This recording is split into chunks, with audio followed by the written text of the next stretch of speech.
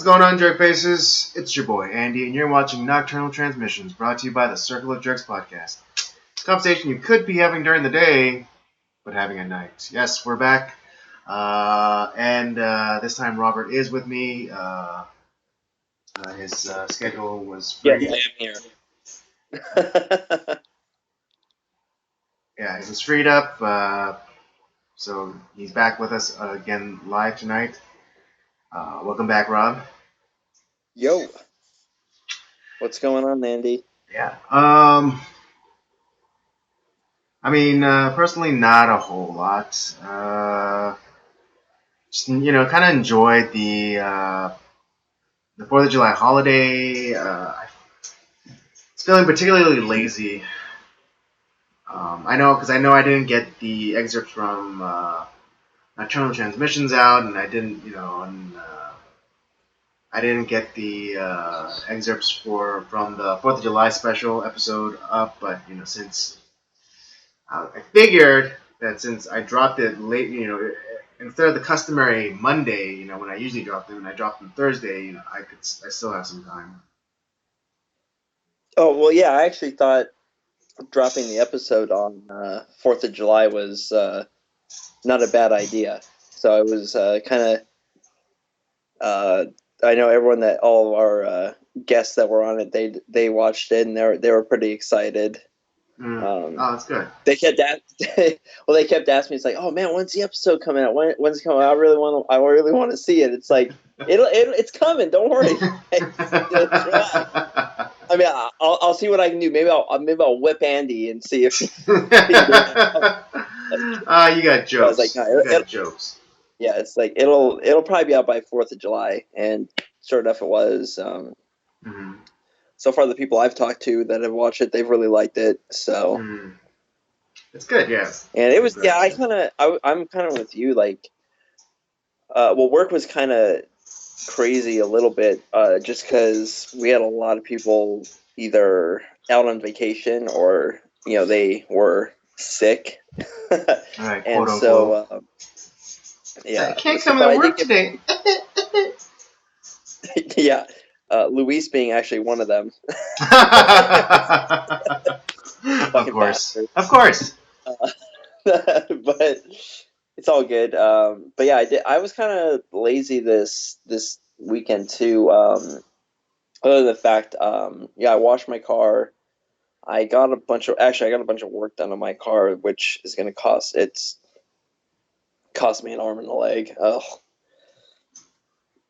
But it was stuff that needed to be done, so I was like, well, it'll be all right. I'm putting and then with like my time off, I just kind of hung out with I talked with my girlfriend a lot, and then played games, watched racing. Kind of we did bacon wrapped chili cheese dogs for 4th of July. Nice. So that was pretty awesome.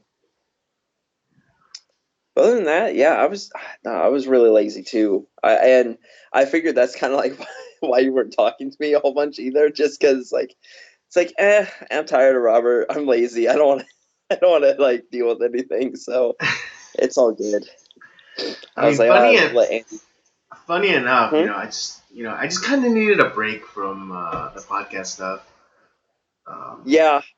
We've been cracking the whip pretty hard on stuff like filming and all that stuff. So this week was actually like it was a really, I feel a little refreshed in somewhat. So it's like I'm ready to in the next at the last 2 weeks of the month, I'm ready to get back to it, and so we can have like a little bit more of a because I think might be taking a slight summer break for like a month or so that'll be kind of get a few more episodes out.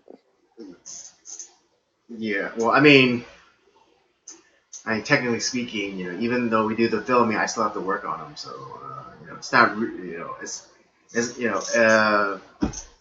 it could be a break. It's just as long as I like burn both candles at you know, what's the expression? Burning.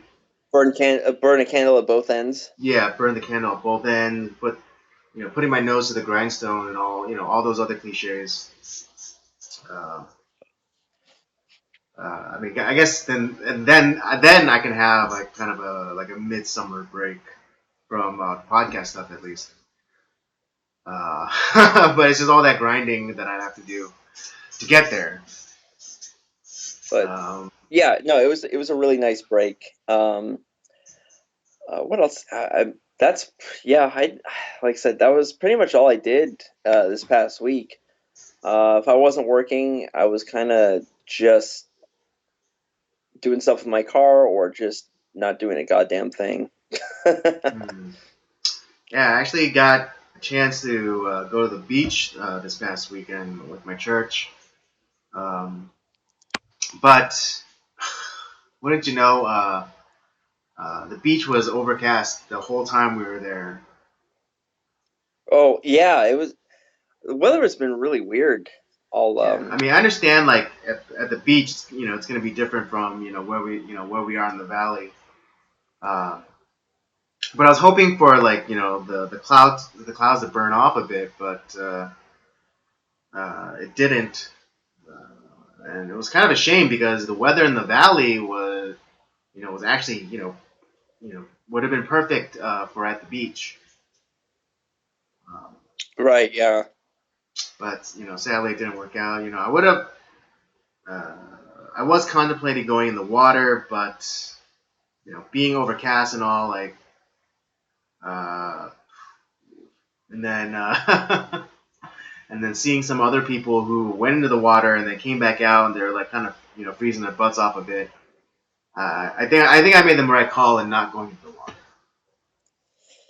Yeah, it didn't seem like it was quite, especially when there's no sun, because usually like, oh, you get out of the water, you just like hang out on the sand and like let the sun hit you and it warms you up. But Mm-hmm.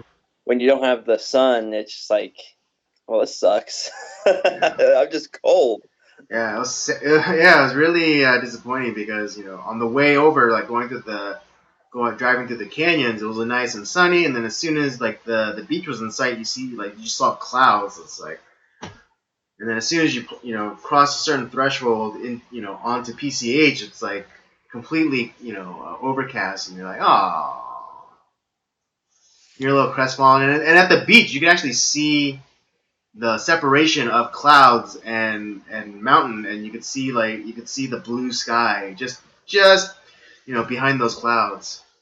It's So like, yeah, so it was all a bit of a tease.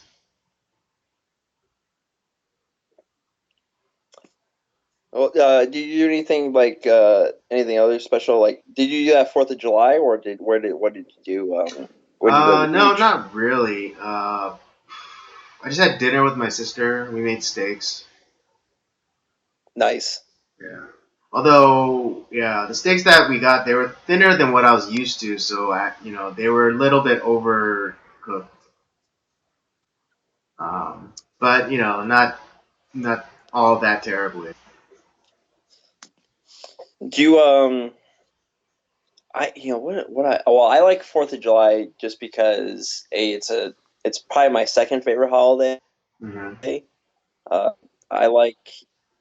I mean, I didn't go out to watch fireworks, but like I everyone's been popping them off all week in the neighborhood, and Yeah, same I here. can I can look outside my window and I can kind of see the skyline of people shooting off fireworks and stuff, but I think the idea of you know, well, our country wasn't necessarily founded on that day, but it was like we were kind of staking our claims, like we're declaring our independence, and it's remembrance of that very beginning, which could have cost all those people their lives, yet Hmm.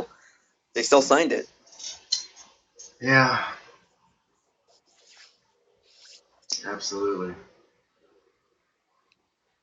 So yeah, and that you get to I ate some hot dogs, watched some racing, uh, had some beers. It was great. Hmm.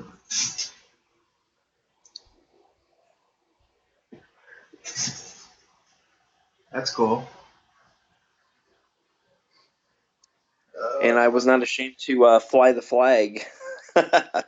Unlike our friend Colin Kaepernick, not liking the Oh Betsy yeah, Ross flag shoes. yeah. I mean, that wasn't in our show notes, but I guess we can talk about it a little bit. It's like, dude, I just want this guy to go away.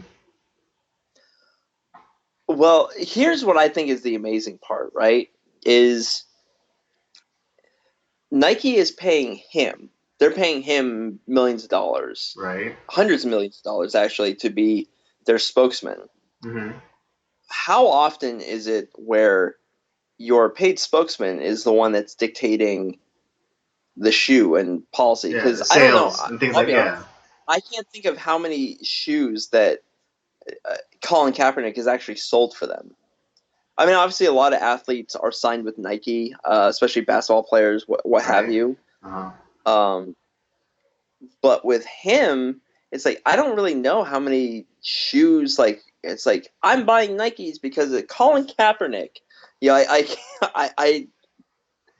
Right. Yeah. Like I think yeah, their best selling brand is the Jordans. exactly. Because that's the thing. It's like when you think of Nike, you think of Michael Jordan. I think basketball players when I think of Nike. I mean, obviously Nike Yeah. does more than just basketball shoes, obviously, Mm-hmm. but the fact that Well, like one technically, like he's not a football player anymore. well, right, that's but I'm just saying is whereas like let's say Michael Jordan had said something like this, where it's like I could see where, yeah, you know what? If Michael Jordan is like not comfortable with that, he actually is producing, I mean, money hand over fist for that company, and Mm-hmm. we're like, okay, maybe Right. we'll Yeah. take a look at They'll this thing. consider MJ because they make him money. But What? but knowing Michael Jordan and like his quote saying like even Republicans buy sneakers. He's a true capitalist. Yeah, it's, It's like Michael Jordan not. there's no like really worry that Jordan would ever dictate to Nike about selling certain shoes. But if Nike did kowtow to Jordan, I'd understand it. I'd That respect makes it too. that makes a little bit more sense because Dude, it makes a lot Jordan has more made, sense. yeah, Jordan has made them billions of dollars. Mm-hmm. It's like so if and so he actually in a lot of ways, yeah, he's the face of the company. If not, I don't know if he has any ownership stake in Nike at all at this Right. point. But Mm-hmm. uh, but the fact that Colin Kaepernick said this, what the fuck? He doesn't. I don't think he's. I would think he's maybe responsible for what maybe like, and this is a very conservative, very kind estimate, but like what he maybe contributes to 0.5% of shoe sales, and they're paying him. Why is he dictating to them? What shoes they can and can't sell? Because if this was like any other company, I'd be like, oh, okay, you don't like what we're selling? Okay, bye. It's like Yeah, it would be kind of like what is it? Comparable. It'd be like if Monster Energy put out um, Monster Energy put out this new flavor called Peach Delight, and the Monster like Energy like women's spokesmodels like the booth babes like Mhm. said like, oh, that's so sexist against women, and it's like you shouldn't sell that at all, and they listen to them. I mean, that would be the equivalent of like Colin Kaepernick telling Nike to not sell this Betsy Ross shoe. Yeah, I and that well that was the first one of the first things that pops in my mind with this is like, well, I didn't know Colin Kaepernick was a board member at Nike now. Like it's Right? like Yeah. how How much of a controlling stake does Kaepernick have in the company? oh, none. I Yeah, Okay. Then shut the fuck up. That's all I gotta do is shut the fuck up. but then it sheds light on a the beyond that, where it's pretty much like, so the whole flag controversy is like, oh, I'm kneeling for the national anthem because of police brutality. Well, that was all bullshit. Right, yeah. Because initially he said like, oh, I'm not disrespecting the flag. I'm not just disrespecting what it stands for. I'm just, I'm just protesting against police brutality. It's Yeah, like, which well, is it's like, somehow related, that somehow is connected to the flag, but I'm not protesting the flag. But now that he comes out and said like, oh, this flag is racist. It's like, well, was it racist when Obama was flying it, at his inauguration in 2012? Was it a symbol of racism, for Obama? well, remember with Colin Kaepernick, he doesn't vote. Even though, like, uh, that's his way to make changes in policy and stuff like that, is to actually vote. But he doesn't do that. God. He just bitches and complains. And it's like, well, oh, you didn't vote. Okay, well, so then you actually don't really give a shit about these issues. You're just gonna take in all that money and then but bitch about everything else. And if you're so with all that money, if you're so against thinking that it's not just a for people to think this. It's if you think that this country was this horrible slave state, and yeah, we had slavery. Just about every country in the Yeah, history of the at the world time has had had slavery slavery. at I some mean, point. technically, yes, there's still slavery that exists, but at least in the United States, there has not But been remember, slavery since the 1860s. remember, we don't talk about that because it's, oh, that's over there. We don't care about that slavery. Uh, the Yeah, we slavery don't that's care about the actually we don't care ongoing. about the darkies in the other countries. Yeah, well, no, we actually don't care about the slavery that's still ongoing. We care Yeah, about something that ended and it's another 150. thing. What is it with half breeds and like they just suck. Colin Kaepernick sucks. He's a happy. Obama sucked. He was a happy. Um, who else sucked? There's I don't know why, but it's always like those half breeds who just suck. They just like they just they're just kind of like shitty people all around. I think it's because like they never were fully accepted from either side.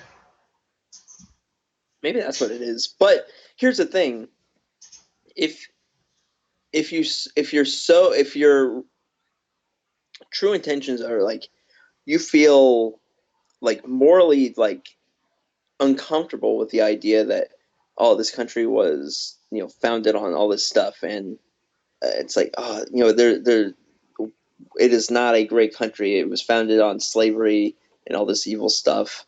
The what's uh, that it was founded on all these things, then why not move? If you really feel morally like you're struggling morally with that idea, well, what country would you move to get away from that? And how, and then why are you still here? Like, it's Well, obvious here's if it's bugging you that much, that, and I'm not saying it was obviously, yeah, we did have slavery at one point, but yeah, if you really feel that way, how can you live here? here's a dirty little secret. About nations and about nation buildings or nation building. They're all on a foundation of skulls. Oh yeah. Without exception. Without exception. They're all nations are their foundations are built on a mound of skulls. Rome, Britain, what is it? Babylon, Egypt. All Greece. all conquering nations. Their nations were built on mounds of skulls, Oh and yeah. that's the ugly truth of it all. And like these people who are just so historically what is it, historically out of tune or uninformed. It's like they think that America is somehow unique, like that. that they have this, that we have like this stain of like slavery or original sin or what, however you want to classify it. It's like all nations have it. All nations Yep. have the same stains, has the same original sin. It does. It's like without exception. Yeah, it's well, but that's the thing is like these people, claim that all this horrible stuff and they feel all this moral outrage, yet they're still here. So technically, they're participating in it. Yeah. What is it? What is it? Silence is complicity. Yeah, You know what they how they like how they like to throw that around. Yeah, your silence is complicity. That you not voting Colin Kaepernick is your complicity to the system. No matter how many knees you take or what animals adorn your socks. It doesn't matter. Your silence is complicity. So shut the fuck up. yeah. But yeah, I figure since we were talking a little Fourth of July, like that was definitely the big news topic that was going about, and like Stephen A. Smith, who is no conservative, I'll say that. Even he said he's like, I'm done with Colin Kaepernick. He went on that rant a number of years ago. Yeah, And yeah, just yeah, yeah. 16. Yeah. After the 2016 election. Yeah, he just I don't ever want to hear the name Colin Kaepernick. in his fucking like 9,000 interceptions that he throws. It's Right. just um right. Well, what else we had to talk about tonight, Andy? Mm. Oh well, it wasn't again not on the show notes, but did you hear about the Little Mermaid casting controversy? Uh, to me, it's a made up controversy, but yeah, I've heard Mm-hmm. about it. Yeah, Because yeah. let's see, uh, you do you care, Andy? Because I don't. Uh, here's the thing. Like I care just a tiny bit, only because it's part of my childhood, and the backstory on that is that every single time I go over to my cousin's house and sometimes and this was kind of unavoidable because her mom used to watch, like my aunt used to watch the both of us when I was little, and then my mom worked, and at the time she did it. So like every time I went over, we'd have to watch The Little Mermaid because my cousin, even though we're the same age, we're the same year, she's 6 months older than me.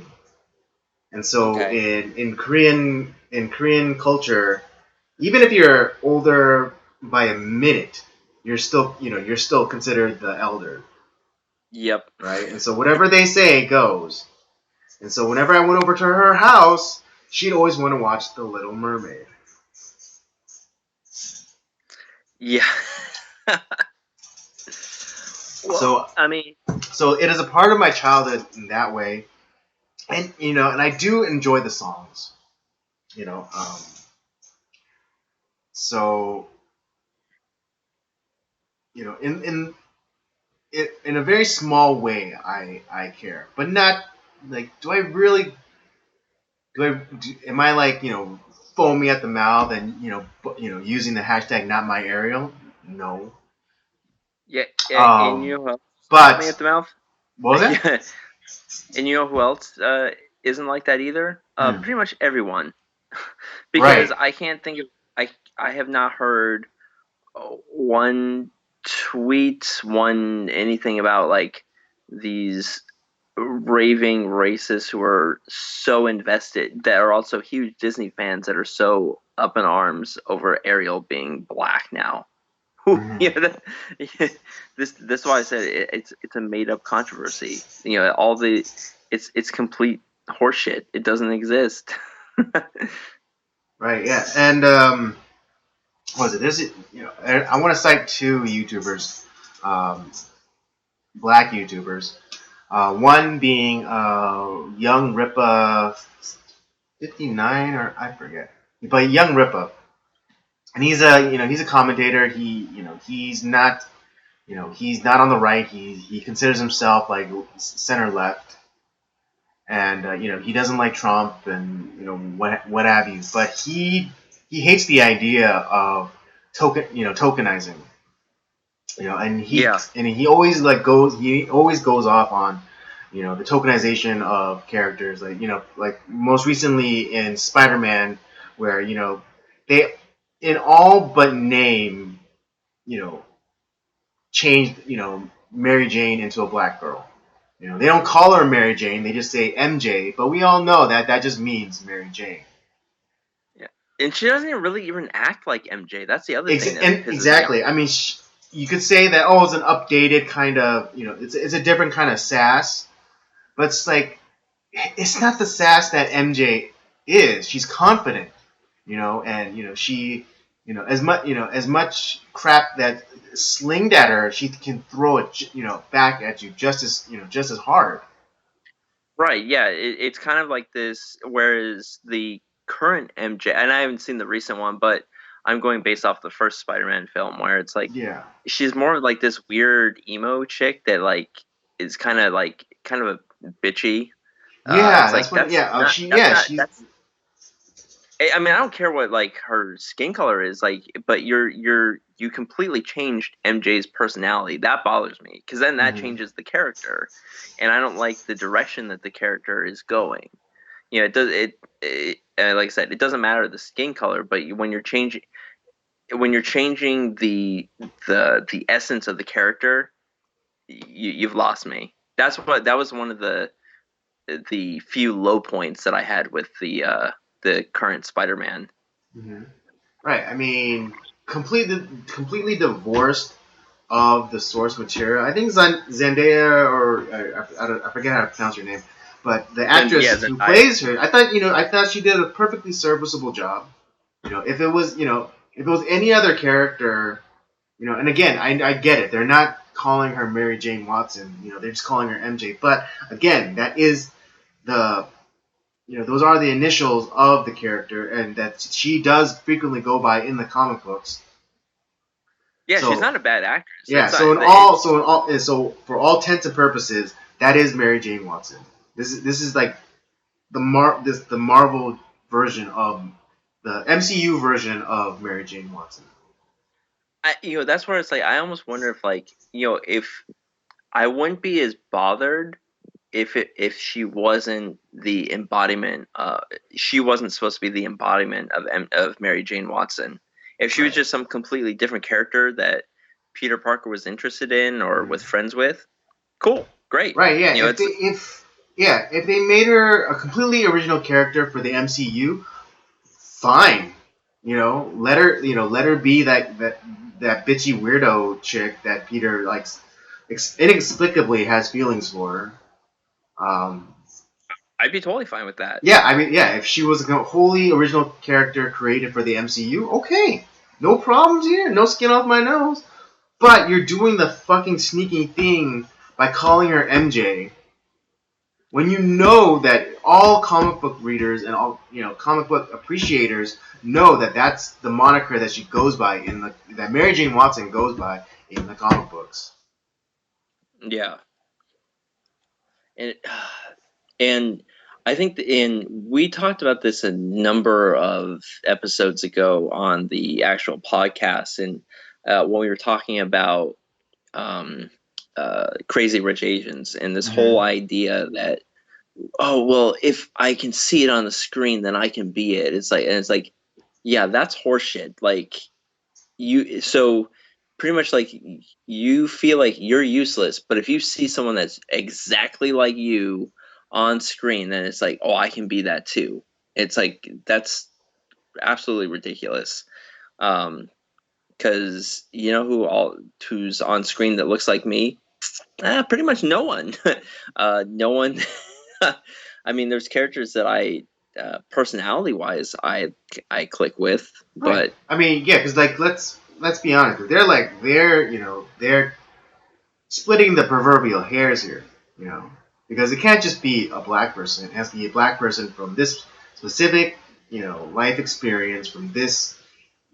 They basically, they say that you should be able to see yourself in the character, right? Or but it's like that's not the point of it. You should be able to relate to them regardless of who they or what they look like.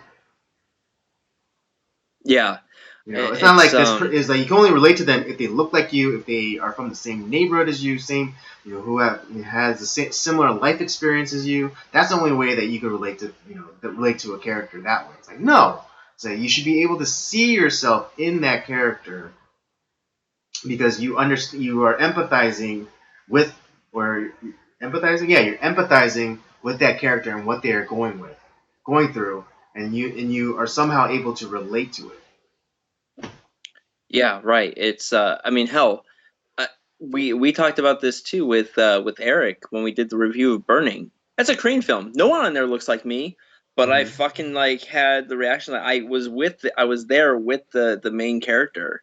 Yeah, I understood the frustration that he was going through, and hell, like the uh, the female lead. I mean, it reminded me so much of my ex girlfriend that it pissed me off so much. Yes, if you haven't check that episode out that we did the review of Burning with Eric on Nocturnal Transmissions. It's a good, yeah. It got too real for Robert. Yeah, It but that's got the way too. thing. It's Yeah, like but it's like that's funny too it's because none of those characters look like me either. Like yeah, they don't look like you. despite They being don't. ethnically the same as them, they didn't look anything like me. Yeah, they lived in a completely different world than you, I Andy. know, like I'm a dark skinned yellow boy. Yeah, And I'm able to grow, and able to grow facial hair.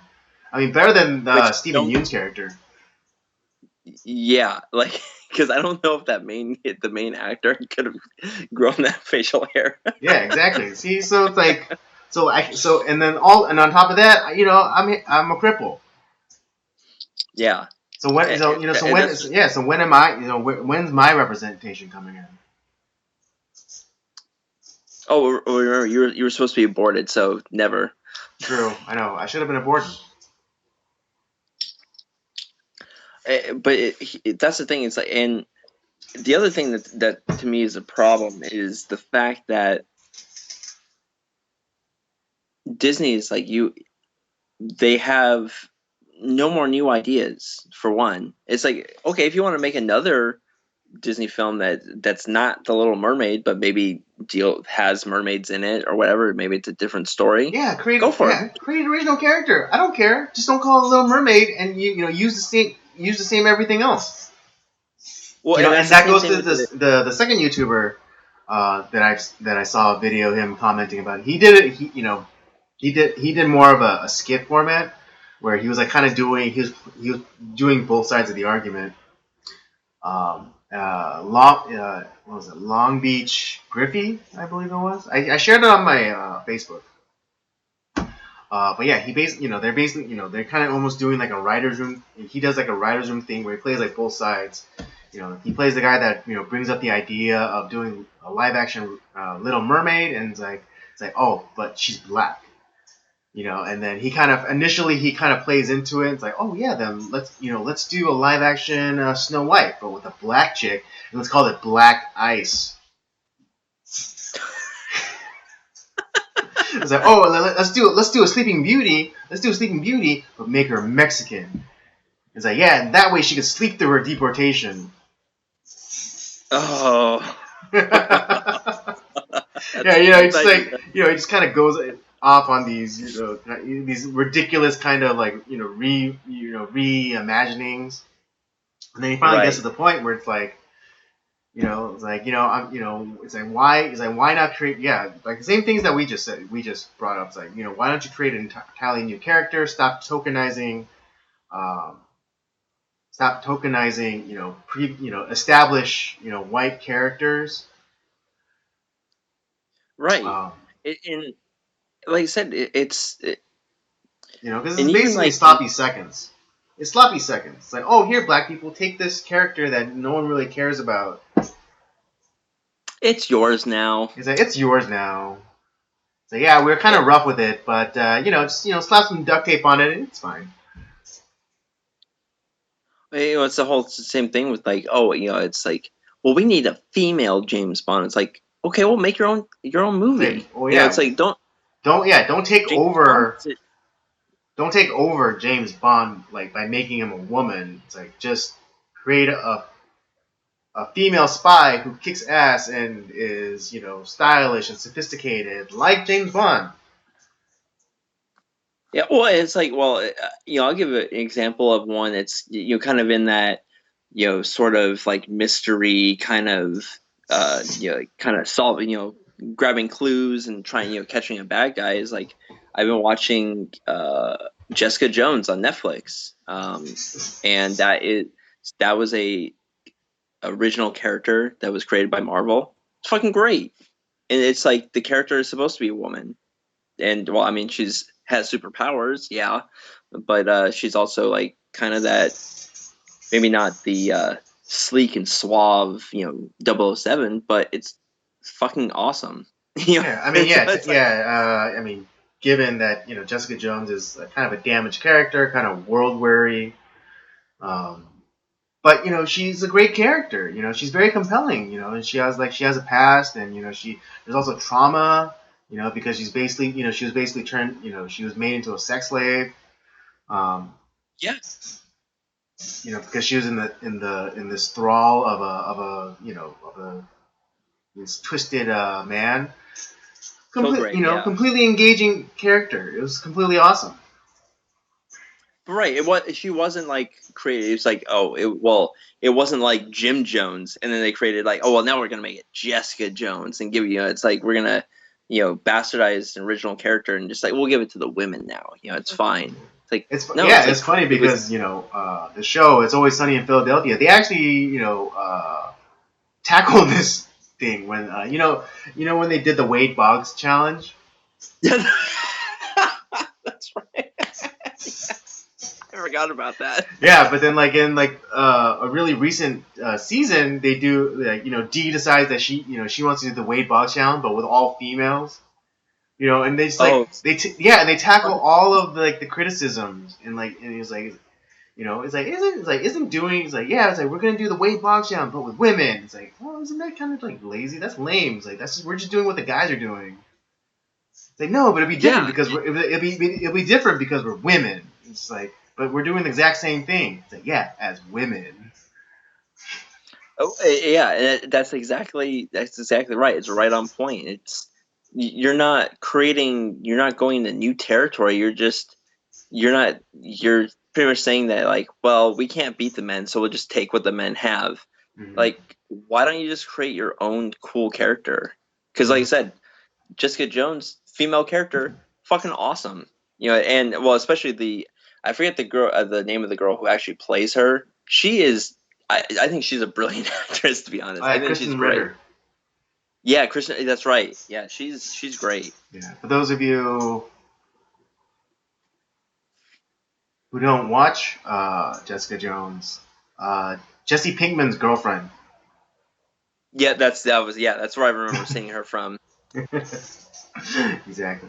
Yeah. And So Breaking. yeah. So I mean, like I care, but then it's like so kind of getting back to my point. It's like I don't really care, but I don't want her to be a black girl. You know. And I don't You know. care mainly because I think the whole controversy is completely made up. That there I all mean, this yeah, stuff of the I wouldn't put it past Disney to do this just so this controversy, so it's like so they get free advertising and all stuff. Yeah, because initially I heard they were gonna cast Leah Michele from Glee as Ariel, which I have like some there's some things that I can ding her on, particularly um but I was trying to indicate that she had a big nose. Um, yeah, but I mean, she has like the singing ability, and I mean, she's cute in her own way. Uh,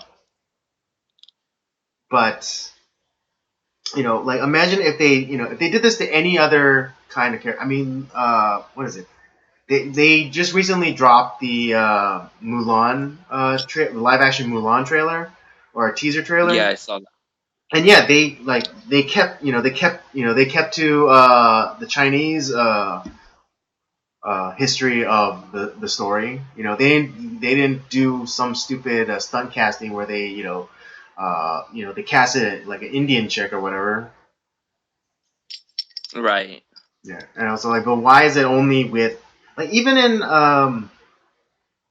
Beauty and the Beast, where they didn't cast Belle as a minority or whatever, but they even though it was like what was it maybe like 17th or 18th century France, there are black people in it, and people just like kind of But they weren't they were just like there. It's like, oh no, that's not weird, at least not in high society. That's for damn sure.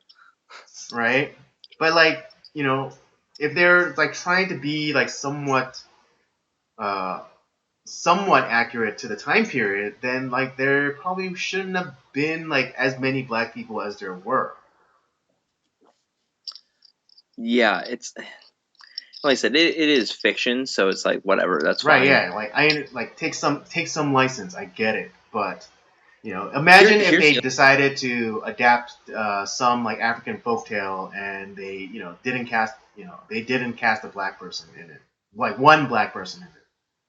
oh god, that would you would I never know. hear It's the like, end of oh it. well, we're like, yeah, like we know this character, these stories exist and this character exists, but we're just gonna, we're just gonna take a little bit of creative liberty here and cast a white person.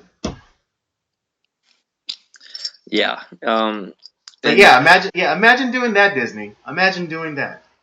it'll never happen. It'll never happen. But for some reason, it's okay to do it for long established, white characters.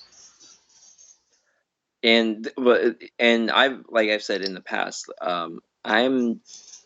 it's very rare when I like a remake of a film. Mm-hmm. Honestly, because like, okay, why am I watching this nearly shot for shot remake with very few liberties taken, other than maybe some of the actress choices? Mm-hmm. But it's like, okay, well, if you're not doing anything different with the character or adding on, like, let's say this is like Little Mermaid 2 or 3, where I don't know if there was any sequels after the original, but Well, it's there like, were. It just went straight to like video. right, but it's like, okay, if you wanted to add Again, on I to know this because the, I have a niece. yeah, sure, Andy. Like, but it's if you wanted to add Hey, do you on think to I'd the lore, actually watch something called Cinderella 3? it's very possible. Yeah. I only know it exists because I watched it with my niece. Yeah. Well, my point is, like, if you wanted to add on to the lore of like the Little Mermaid and stuff, like, and you're Mm-hmm. adding a new character in, great, awesome. But they're doing shot for shot remakes, and these Disney live action remakes are really bottom of the barrel remakes. This is why I hate remakes so much. Because it's not even like done to me. It's not even done well. Right. Yeah, and I mean, like with the live action remakes, like what if they, because they did Jungle Book, what if they just casted a white kid, you know, um, a white kid and just smeared some shoe polish on him? Yeah, Again, wouldn't happen. Of course they went true and like casted like this, an Indian person or an Indian kid, but like it's like, oh well, you know what, brown is brown, so why not just cast a Mexican? I mean, yeah, it's just ridiculous. Like there's been very few remakes that I've actually enjoyed that I felt like have honored the original, yet kind of put their own stamp on it. I'll say for one, I actually um really like the remake of The Producers that was done, what, about like 10 years ago now. Uh huh. That actually was a really good one. Hell, Uh, we did one with the when we did our Alfred Hitchcock month where we watched a remake that Alfred Hitchcock did, and actually the remake was better than the original. right. The Man Who Yeah, I Knew Too think yeah, Much. like I think what you said before, where it's like if the director of the original does the remake, then I think it'll be fine. But if it's like if it's someone else, it was like that completely useless remake of Psycho back in the '90s, where the director just did a shot for shot remake of that, but Yeah, he didn't add anything else to it. It was like literally a shot for shot remake of Psycho. yeah, and I never saw it, and it's like I don't think you can recapture that magic in movies from movies like that. And same thing with like these Disney films. Like, I mean, I haven't watched all of the animated Disney films, but there was something magical about them back when they came out. Let's leave that there. Don't and try to create new Disney magic. It's um, like I said. I mean, I didn't like this particular movie. I don't remember why I watched this even. But like The Princess and the Frog, but that was a completely kind of newish story from Mm-hmm. Disney. And Yeah, so yeah, I it had a was a it was a reimagining and of you know the old the princess kissed the frog and it turns out to be a prince. Yeah, like kind of it was yeah, it was creative and it flipped it on its head and like the girl kisses the frog prince, but then she then becomes a frog herself. right. And it Spoiler was alerts. Um, yeah. But it's like I said, that was see that and yeah, okay, that had a the main actress was black or whatever. It's like great, cool. Nobody care. It's yeah, like no one was that's fine. had their panties in a twist about a black princess. How likely? No one wasn't like that. They just like Yeah, no one said that. Uh, and it's the same thing. It's like why are you wasting all this time on these stupid remakes? Like make new. There's so many because Disney is obviously like they would use all these old fairy tales and like wives' tales and stuff from the past, which are incredibly dark, by the way, yeah, that they watered them down re- heavily. that they've reimagined into these kid stories, Mm-hmm. and it's like there's so many more of those that they can kind of scrape down. But it's like, nah, fuck that. We're just gonna like, recreate all these other ones. It's like, okay, so you have no new ideas whatsoever, Right. essentially. Walt Disney's rolling around in his grave, probably. Well, that and because Disneyland costs like now $100 a person to go. Yeah, When he initially created Disneyland, when he wasn't hobnobbing around with what's his name, Werner von Braun. He created Disney. He created Disneyland. So families can go and have a nice day and not break the bank. But yeah, now it's like $100 per person. Not including parking or food costs. yeah. That's ridiculous. No way in hell that I would go. I would go. Hey, just really quick, a long time or long lost viewer just was messaging in the live chat. I kind of missed it, but he does want us to talk about Smollett. He came specifically because of the Smollett Okay, title. well, then this is a Yeah, this yeah. so the public demands we must provide. All right, let's do it. All right. So yes, I know this. This happened a long time. Can't believe it's been less than a month. It's like 3 weeks. Um, but for those of you who That's are 900 unaware, years. Uh, former empire. What? well, 3 weeks is like 900 years in our media. I don't know, like the news cycle. Yeah. 3 weeks might as well be 300 years. Um, yes, but for those of you who don't keep up with news or anything like that, the former Empire star Jesse Smollett is now being re-investigated. Uh, I think federally, but they're also looking into the I think the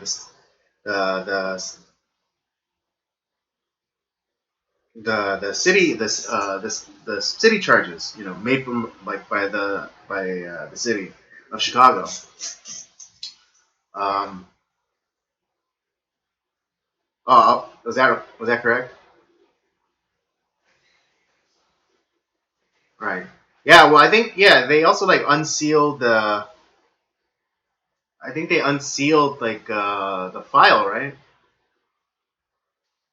That's what I've heard. I haven't. I can't confirm that though. Right. Yeah. I'm pretty sure that's correct, but again, not. Yeah, and I've heard like special prosecutor was assigned and was given broad authority, uh, over this matter, and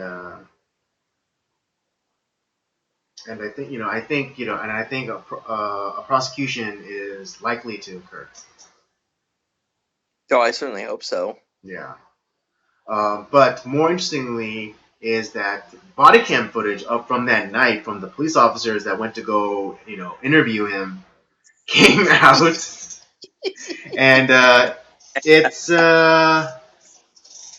and it is gold. It's absolute gold.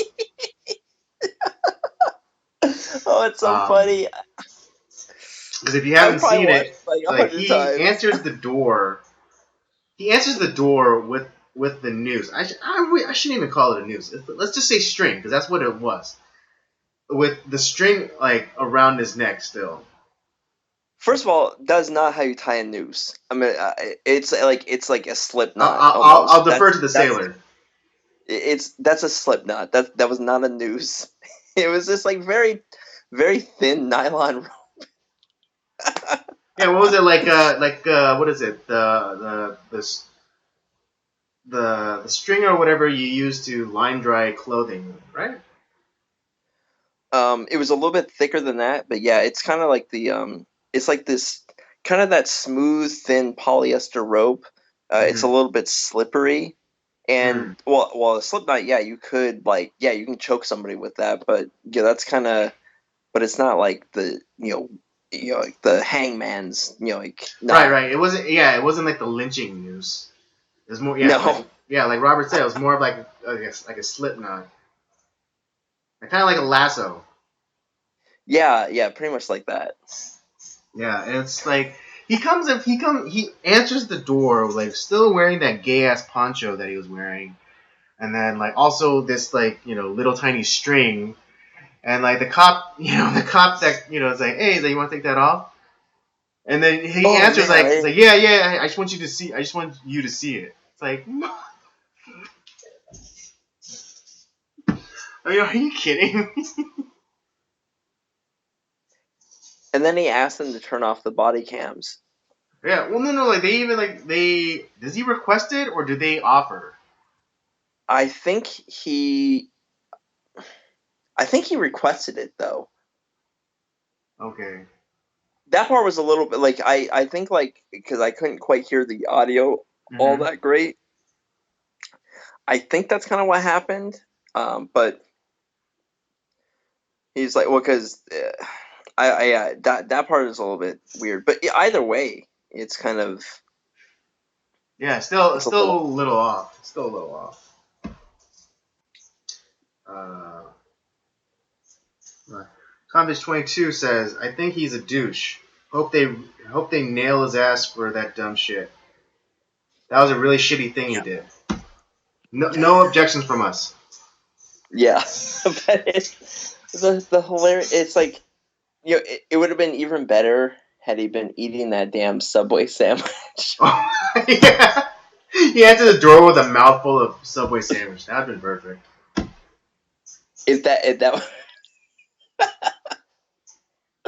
Oh my god.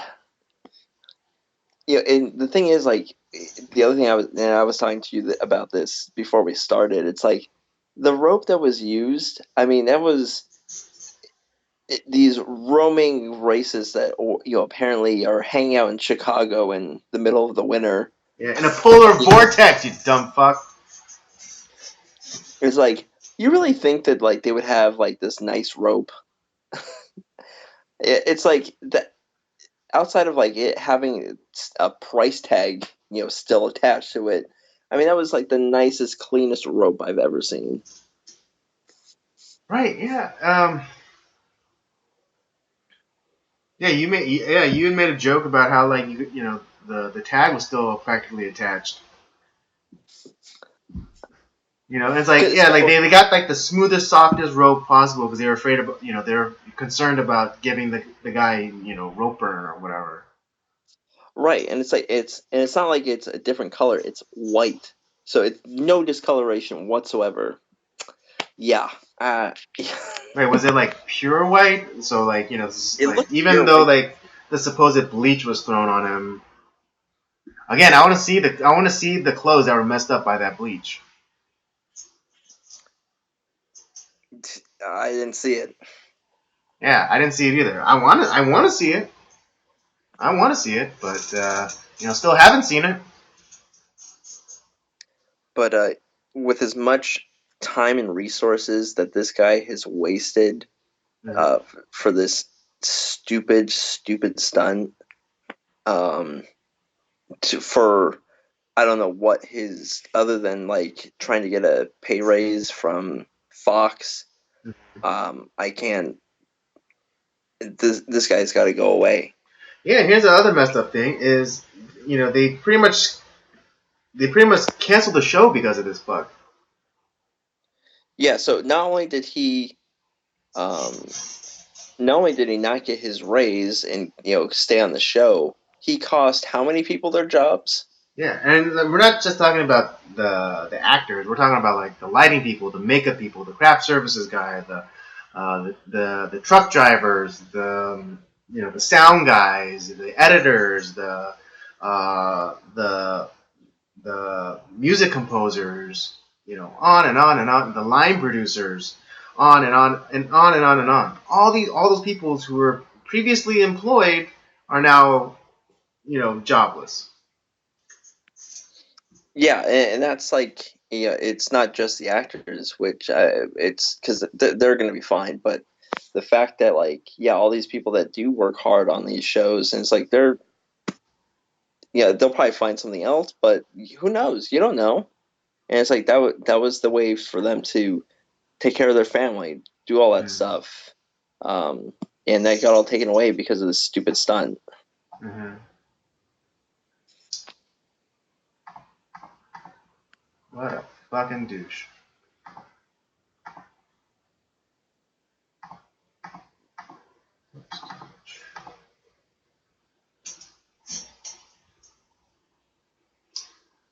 I think that's all I have on But, that.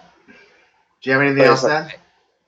well, I was just saying, is like, and I've said this before, but like you you have to make an example out of him so that this Mm-hmm. shit doesn't happen again. Mm-hmm.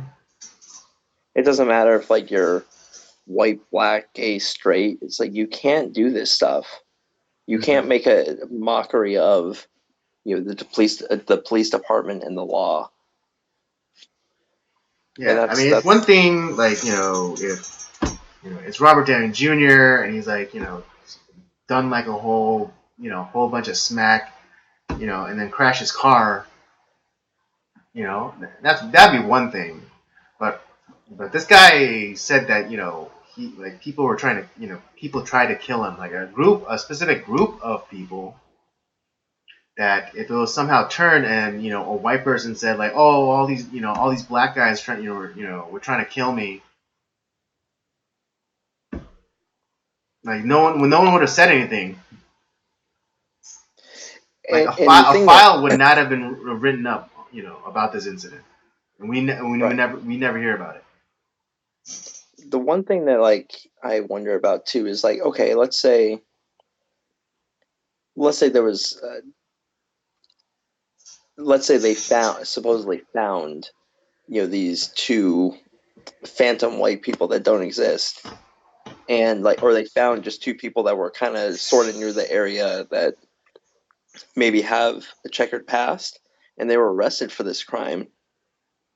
What do you think would have happened?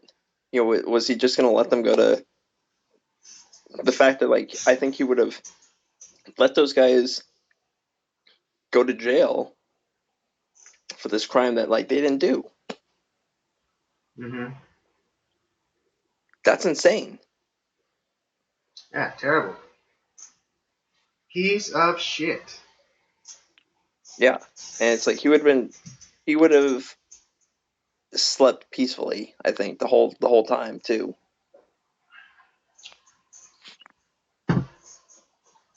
Yeah, wouldn't have bothered his conscience in the slightest. Crazy town, man. I'm certain of it. But that's all I had to say about Smollett. All right. That's fair. Yeah, I mean, everything we've said was pretty much all the information that we have so far. No, I don't think. Yeah, nothing new has come out in regards to that. I think, yeah, because I think, like I said, it's an ongoing investigation. Mm-hmm. So, Right. and people are pissed. Mm-hmm. So, I think something will come out of that. All right, moving on. Let's get on to Epstein. This will be fairly quick, only because other than kind of like what we kind of know through like rumor and innuendo. Uh, but Yeah, for those of you not know, Jeffrey Epstein is this former, what was it, investor or something to do with finance. Some financier or some, or philanthropist. I have no idea what you'd want to call him. Right, Money man. money man. I guess now is or with any luck, pretty soon he just be called a bitch. Um, Yep. pedo, yes. Thank you, Convish22. Yes, for those of you who do not know, Jeffrey Epstein. Well, actually, he was charged in like the early 2000s with I forget what it was. Was it soliciting of a minor? Uh, But I think that it's I true. had to look. Yeah, but he I did don't like remember that. what was that? I do not remember what his charge was back then. Right. It was like I think it was around 2008. Yeah, I'd had to look it up. Yeah. But yeah, he lost it. I think he lost his license to trade, and he also did a 13-month stint in prison. Mm. Now, and correct me if I'm wrong. Is he the guy that was attached with that weird sex island thing? Yeah. Yeah. That looked like Yeah. And his private 727, nicknamed the Lolita Express. that's right. Okay, Yeah. that was him. Yeah. That guy. Yeah, that one. Um. Yeah, but I guess new charges are being filed against him because I guess like some new victims came forward, and so yeah, they're not trying to get him on the stuff that he was already like charged with and served time for. So these because that'd be double jeopardy. Double Jeopardy. Yeah, Yeah. but these are wholly new charges, and they've already raided his house. Um, and one of like the most disturbing things that they found, or I mean, at least that they're letting us know about, is like a CD, like a CD-ROM, that's titled "Miscellaneous Female nudes #1. I wonder how many more he has. I know, right? That I mean, that was yeah. It's just like that was #1, so that means there's like at least one other disc, if not more. Right. God damn. Yeah, but I mean, it's It's what is it? Yeah, and I mean the other kind of like snow job that the media is trying to do is, they're trying to, they're damnedest to link Epstein with Trump. they're trying to disassociate his close connection to the Clintons and like, oh Right? well, Yeah. it's actually that he's close with. Right. No. Exactly. Because like even yeah, because I was just watching what is it? Yeah, I was watching ABC News, and like their top story, of course, was about Jeffrey Epstein and his close association to the president. Even though it can be it's documented that he only flew with Epstein once, and that was from New York to from Florida to New York, not the other way around. Um, yeah, Yeah. and there and Trump in a in an interview in the Oval Office, he seemingly was kind of saying like, oh yeah, Epstein, he's not a bad guy. He likes the women. Some say more than me. Kind of likes him young though. He's like, and like for any of you who don't know that that was a shot at Epstein. Yeah. That was It, the wink and the nudge. It was like, yeah, he likes women. It's like kind of on the young side.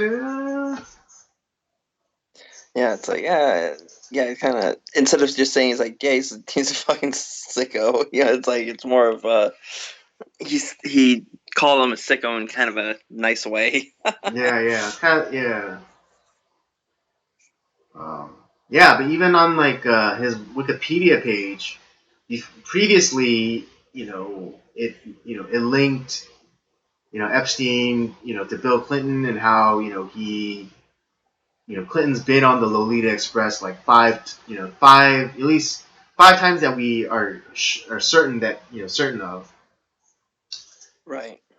And and he was like Nate, and then it was like also associated with like all these other celebrities like Woody Allen and Amy Schumer, but it's like all of a sudden like after the news broke, like Wikipedia went in quick and like took that shit out and stuck in Trump. Yeah, and the crazy thing is like the connection that he had with the Clintons. I mean that was all over the place, and now it's like, oh well, now that it's like that there's even like a whiff of like Trump anywhere near this guy. It's like, oh, it was always Trump. Yeah, Right? Yeah, exactly. Even though there was like times when when Clinton traveled to this island and he ditched his Secret Service detail. yeah, which is And I'm real not, sketchy. and I'm not really familiar with, presidential or former presidential protocol. I don't think you're allowed to do that, or or at least you're Yeah, not supposed to you're be able to do that. yeah, it's real sketchy. Well, hell, had they been there, he probably would have suicided them. Yeah, but yeah, they Wasn't there like inexplicably both it? fell down elevator shafts and landed on 17 bullets each.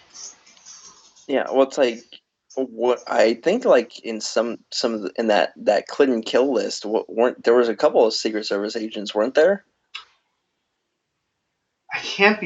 At the moment I can't be 100% sure about that. Because I remember we both looked at it. And it's like, oh, it's Yeah. like Yeah, I can't recall. Hold on. Conrad says, "Yeah, Trump knows more than he says he does." Like, well, yeah, that's obvious. That's obvious. Yeah, of course, Trump knows more. Uh, than he's letting on right now. But I don't think he wants to. I don't think he wants to tip his hand right now. Yeah. Well, we were also talking too that like, especially with his close connection to the Clintons, and if this Hmm. guy starts, singing like a canary, um, and starts naming names and to maybe get a better deal for himself, Hmm. and I think there's going to be he's probably going to be dead. That I have a. I mean, if he keeps his mouth shut, probably nothing. He'll probably just go to prison. But Hmm. if he decides to open his mouth, he's dead. Oh no, for sure he is. But there was like this. Oh, I don't know if you heard about this, but there was an inexplicable death this weekend of a Disney star. No I one's didn't. super big. No one's super big. But No, I haven't seen this. yeah, I was like I forget something Boyce. Let me see if I can find it. Yeah, but Yeah, I had heard. he was like a Disney star. I think he was in that he was in the Adam Sandler movie Grown Ups. I think he played his son, and then he was on a couple of Disney Channel shows. Hmm.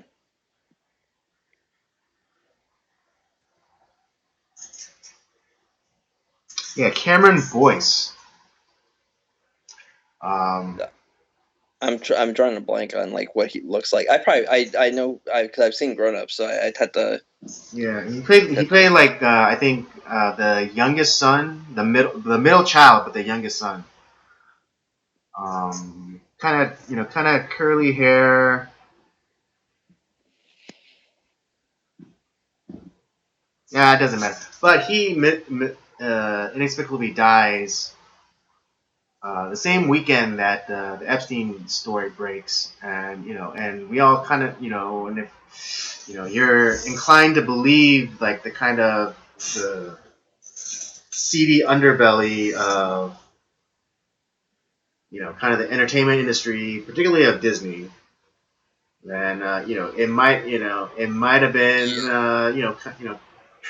Yeah. he might have I think he was linked somehow to the Clintons. Yeah, wouldn't surprise me. Yeah, hold on. Let me. Yeah, that's why it made me kind of. That's why it made me kind of like feel sketched out. Is like I think there was something about him being linked to the Clintons.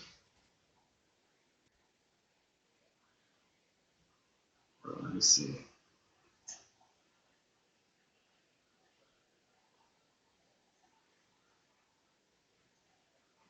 Oh, he was part of the Clinton Global Initiative. Oh, Yeah. yeah. Okay. So Oh, yeah. this, So it's like it's a little sketch that Jeffrey Epstein all of a sudden gets charged, and then this kid. He was 20 at the time. Um, right. or he was 20 when he died. And he was a Disney star. And then all of a sudden these new charges up come against Jeffrey Epstein, and then this kid dies. I don't know. This sounds like a mop job. Oh, and I think we've talked about this a little bit before too, but like that kill list with the Clintons, like yeah, it's we're not just throwing our tinfoil hats on and like they kill all these people. It's like if it was like one or two people, and it's like it's probably a coincidence, Hmm. but it's name after name after name after name that are connected with these people, and were not just like it wasn't like 6 degrees of Kevin Bacon. It was like they were directly connected with Hmm. the Clintons, and they either had information on them or they or were part of something that they did, and then like they left dead. Yeah, but I don't know this. Yeah, but once I heard about Epstein and then I heard about this kid, it's like, dude, this sounds like a mop job. They're Yeah, trying to clean. They're cleaning up. yeah. What's scary is like you have these crazy pedophiles and perverts that are that have a lot of money. And it's like they don't want that that secret out. So they will kill and destroy any life in their way. Mm-hmm. Absolutely. Yeah, I It's mean, some sick don't get me shit. wrong. It's tragic that this kid died, Absolutely. but the timing is just too is it's just too coincidental that it just reeks of a cleanup job. Yeah. Like, yeah, and I'm and if the autopsy comes back and it was just natural causes, he had like some sort of coronary condition or pulmonary issue, and he died of natural causes. Okay, great, fantastic. But his death happening so close to Epstein being arrested and charged, and then also because he was a Disney star or part of Disney, and Well, that was a little bit of a sidetrack, but was it that little girl from I think it was like Poltergeist? It was the movie where yeah, she ended up dying at a really young age, and it's yeah, like that whole death was real mysterious too. And it's like they a lot of people think that like maybe she was because the way it's described is like, oh, she had like some sort of intestinal disease or something like that, and I killed her. It's like that actually wasn't the case. yeah. The It autopsy was came back something and more. it was because of an anal rupture. Yeah. Oh, that means that's not. That's really disgusting to think about because she was like 8 when she died. All right, convict, you heading out? Catch your next stream. Alrighty. Yeah. All right. Maybe something good with this Epstein arrest though. I'll just say that What was that? I'm hoping something good comes out of this Epstein arrest, and Oh maybe we can get yeah, some perverts absolutely. off the face of the earth. Yeah, I mean, yeah, I mean, Lord, let justice be done. That's my prayer. Lord, let justice be done. But the pessimism in me is like he's gonna die and nothing will happen. Hmm. Oh, it'd be like that scene in Batman Begins. Um, when Joe Chill is being escorted out of the courthouse, and Falcone sends the hitman, and like in broad daylight, just bam. Yep. Yeah, like it's like Hillary says hello.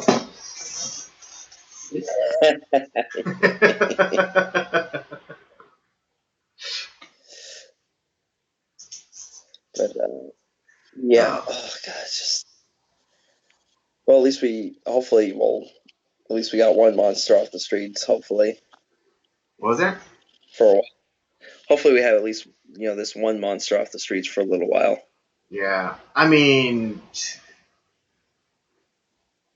if I mean, I know a lot of people like kind of dump on Trump because he didn't build the wall, and he's kind of doing these half-ass measures and things like that. But I think when it comes to like shit with children, he's getting it done.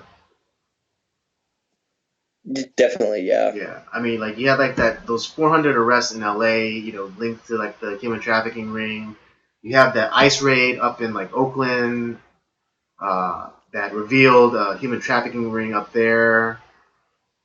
Um, yeah, I mean, say what you will, I understand the anger and the frustration about like the wall and immigration and drain the swamp and all that kind of stuff. But you know, That's one reason why I'm still sticking behind him because he's actually put it. He's been the only person that seems to have given a damn and put a dent in these monsters. mm, absolutely. All right, let's wrap things up with our movie review. Uh, we didn't get to it last week, but this month we do have a theme, which is what is it? What was it, Rob? Rob Well, is oh yeah, sure. spearheading this month, so I'll let him Yeah, explain. so we're doing. we're doing movies from 1939, and 1939 was a revolutionary time in film. Um, I think there was like 6 or 7 movies that were up for Best Picture, nominated for Best Picture that year, and they were on the all-time greatest movies list. What else? One of the movies that the movie that we're going to review tonight was on that list. We had, like I said, color was being introduced in film this year, um, and just a lot of just great acting, great stories. Um, new film definitely changed in this year, and I'm was really excited to. I figured it's like this is our longest, one of our longer months, so we get like more cracks at it. So we get about 5 movies, and we've actually done a movie from 1939. We did it, I think, last year was the Roaring Twenties with Humphrey Bogart and what the hell, I forget who the lead actor was in that film. um, and so yeah, so we've already gotten one film from that year down, but the movie we're talking about tonight is one of the greatest films and probably one of the longest films. Hmm. Where? Where? Huh?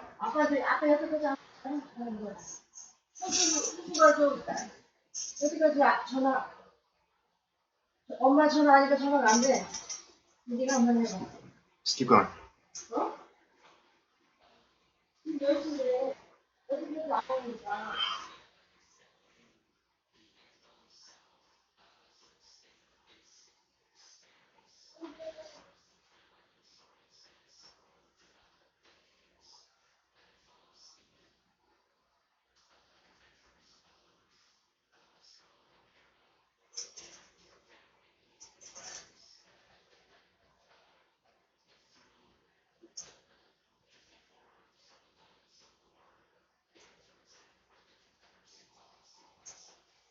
And it's it's a little bit of a love story. It's a little bit of a drama.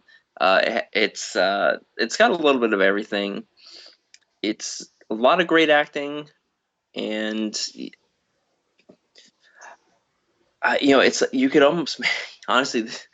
This is such a long film. I mean, there was at least what, like 2 or 3 intermissions through the film.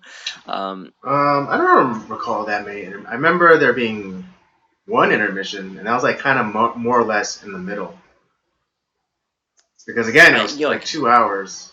There were times where there was like kind of like these narrative breaks where it was kind of like explaining what was happening. From what I okay, yeah. So remember. there was the one intermission with, and then the narratives I think were like act breaks, as far as because it's really, you could almost say it's like what, 3 or 4 different stories in one, Mm, albeit with the same characters for the most part, and mm. uh, and that's pretty much like the basis of the film. It's pretty much like Scarlett O'Hara, she's a uh, rich, bratty socialite Yeah, she's like who this, goes petulant Southern belle. She's very popular amongst the men. I mean, not that she was a whore, but she played on uh, their fawning over her. Like there was like that right. scene where there was like this big kind of party going on at this other plantation, and like all the young men, they were like they're like they're fighting over whether or not like who gets her a piece of cake or gets her a glass of punch or what have you. Um, Yeah, it was. and so she was kind of the queen bee. Um, of her town or wherever she grew up. But she just was but then her heart was really saved for one person. But unfortunately, that the guy, he was his heart was set on somebody else. Right, and that love triangle kind of was always there throughout the film. It was in Right. spanning in the story. It spans several decades.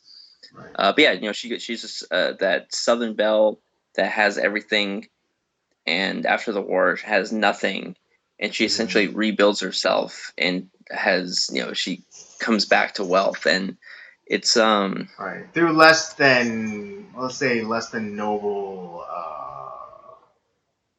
What's the word I'm looking for? Less than noble means.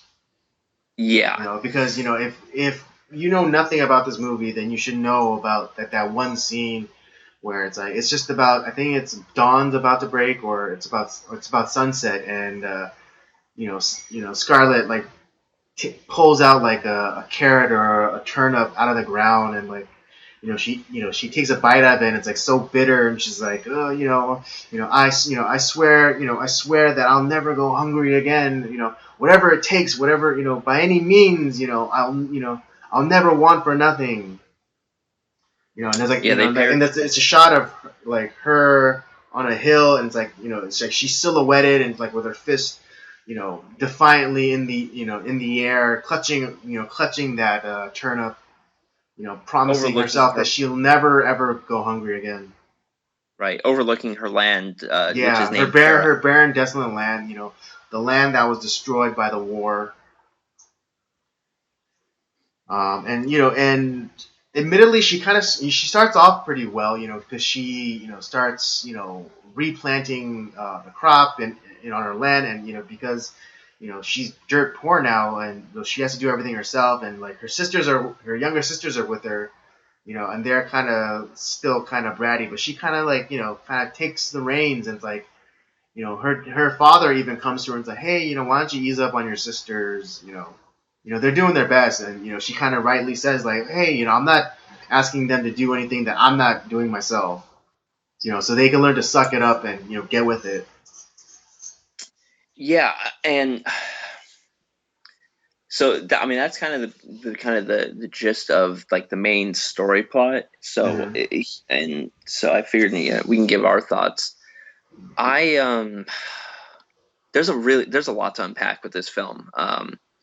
Yeah, I The one thing is Scarlett O'Hara to me is she's kind of the villain of the film if you really think about it. I She I was she I was thinking that as well. You're she not, yeah, you she weren't alone. reminds me of Rose from Titanic, where it's like you're not a good person. You're So She's yeah, not. you're kind of a spoiled And brat. well, yeah, and I figure it's like she started off as a spoiler brat, and she had her whole world kind of collapsing around her. Hmm. Yet she had her family, she had her land still, and that was kind of the one thing that her dad told her before everything kind of fell apart was that it's like no matter what you lose, like you can have money, you can be poor, but this land is this is a part of you, this is who you are.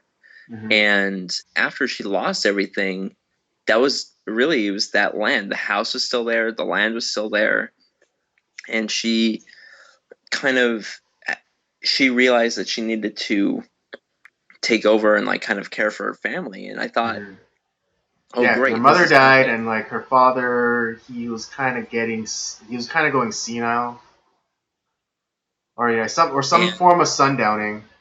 So he wasn't really right. able to, take control of the family and get them back on their feet. Um, but just in the means in which she goes about like rebuilding her life, rebuilding her family, it's just it's kind of like how maybe, I don't know, Robert, if you would agree, but maybe toxic femininity.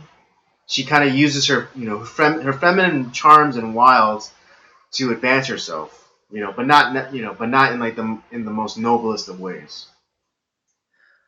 Yeah, well, and I'm going to get to that part here shortly, but like what I initially thought is like, okay, like she starts off this way, she kind of like has a kind of a wake up call and becomes a new character, but that's not the end of the story. She ends up like kind of really collapsing again, And I wonder, because there's always this talk of Terra. It's like Terra is what's important, and that's where like and I felt like maybe this is one theory I have is that the further away that she gets from Terra, from her home, her land, or whatever, kind of the shittier she becomes as a person. Um, and that's one Actually, possibility. yeah, actually yes, because terra in Latin means earth, ground, grounding. So yeah, if the further she got away from her family, her roots, the less grounded she was, and Right. more And and, so, and more prone to like this opportunistic uh, kind of outlook.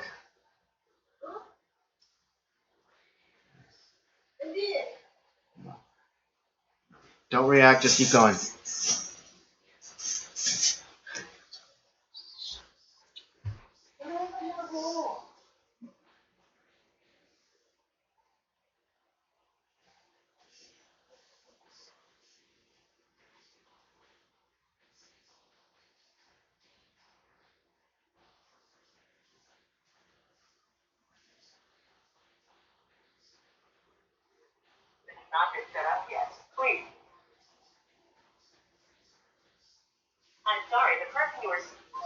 No, I'm about to.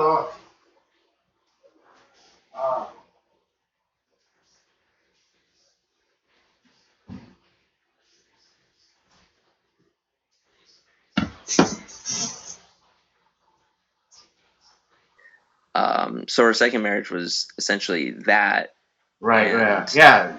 I mean, yeah, you mentioned the first marriage. Yeah, that was more of a fuck it kind of thing. It was. yeah. There wasn't like because the guy that asked her to marry her, it was also kind of He was a had to dweeb. influence by the war too, because all the men were going off to war, and so like and like the love of her life had just proposed to uh, the love of that man's life, and so her seeing that kind of maybe like kicked up her envy, and so like one of the fawning men. Um, One of the fawning young men, because like, hey, I'm gonna go off to war, but I'd really love to marry you, and she's, seeing this and realize like, she'll be the only one not married, so she's like, yeah, sure, and Yeah, it like, meant nothing to and her. yeah, and like, even when she finds out that that her husband has been killed in the war, she she doesn't really mourn. Yeah, she doesn't care. Yeah, she doesn't care. Like even when she's supposed to be in a state of mourning, she talks her father into allowing her to go to the big city, Atlanta, and to go have fun, or kind of like, oh, I can't be here because there's too many things that remind me of him, so I have to be somewhere where like nothing can remind me of him. But really, it's like I want to go to the city and have fun. Yeah, it. So yeah, there was that. Her second husband, who I think she felt slightly more remorse for when he died. Right. Yeah. Because one, he was actually in love with one of her younger sisters, and he had asked Scarlett permission to marry her, but only after he had money or established himself. Right. And so he goes off and he buys a store, and he's fairly successful. Um, wrote, and then Scarlett sees this as an opportunity to you know you know what is it latch her wagon onto him, because initially she goes to Rhett Butler for help. Who denied But her? what was it? Who denied her? Yeah, who denied her? Who saw through her charms, and like what she was doing, what she was really after, and it just kind of flat out rejects her, and kind of goes and usurps her sister's I don't know, betrothed or Well, that's kind of a what, yeah, suitor. because they Suitor. were, I'm sorry, suitor is the word I was yeah. looking for. Yeah, so she kind of usurps her suitor by saying like, oh, she actually got married to some other guy. Oh yeah, she straight up lied to him. Yeah, she straight up lies to him, and then and so she then like kind of ingratiates herself to him, and they get married, and she kind of takes over the business, and she starts a lumber business, and she's steadily gets back on top. But yeah, I mean, if you think about it, uh, or from a certain perspective, Scarlett's the villain of this film.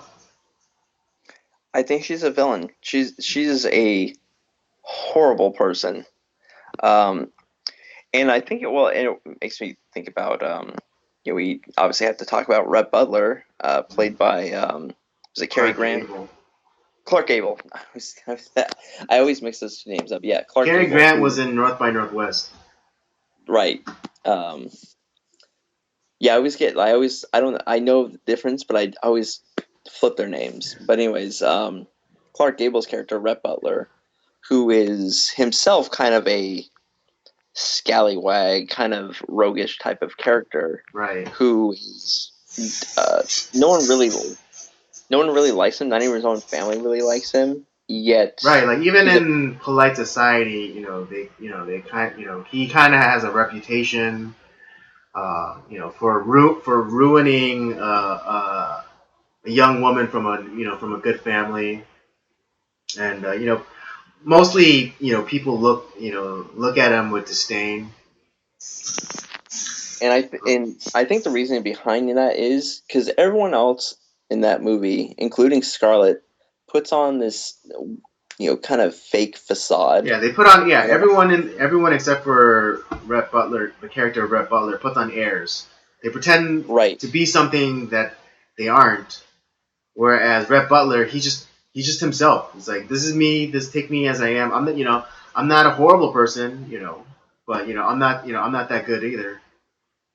Here's the other thing about Rhett Butler is that not only is he like that himself, but the way about him is he, in a semi polite way, kind of rips off the mask of that facade and everyone else around him. Mm. And you see that in how he interacts with Scarlett. It's like, yeah, I see right through you. You're essentially you're full of shit, Mm-hmm. and you do all this stuff. You marry all these men you don't love. All this, and for Yeah, what? you're pining over a guy who, is not gonna be with you. He called it way back in her when he first met her. He's like, this guy he doesn't love you. Mm-hmm. You're you're going after something that doesn't exist. Mm-hmm. Yeah, I mean, yeah, he's like you're wasting your love on somebody who'll never return it back to you. And it's funny because like like he's the only one that can handle her. Yeah, That could put her in her place. And you see that countlessly throughout this film. Um, like when she went to go and talk to Ashley. That's the guy that she loves, by the way, Ashley Wilkes. And like they partner up together. You know, reluctantly because she manipulates his wife into making him become partners with her in, I think, the lumber business. yeah, Yeah, and there's a moment like they like because Ashley admitted at one point that he did love her, um, and so they were in the office together, and and she was like pressing him again, and I think he admits that that there'll always be a part of him that loves her, but that they can't, and like they hug, and then I think it's his mother-in-law and I think sister. yeah. They caught them like kind of, Yeah, and yeah, it's from 1939, but I think it wasn't just some hug either. Like there was something else going on that we right, don't right, right. see, Hmm. and it's And like and here's the crazy part is that Ashley's wife, who what's her name again? Um, uh, Marion, or hold on, let me look it up real fast. yeah, let me look up her name. But anyways, like who through everything that they went through, because in a lot of ways, her Scarlett and her, throughout everything that happened, stuck together, and it was kind of like she felt that by taking care of her, that Ashley would, all her actions in a lot of ways are to get Ashley.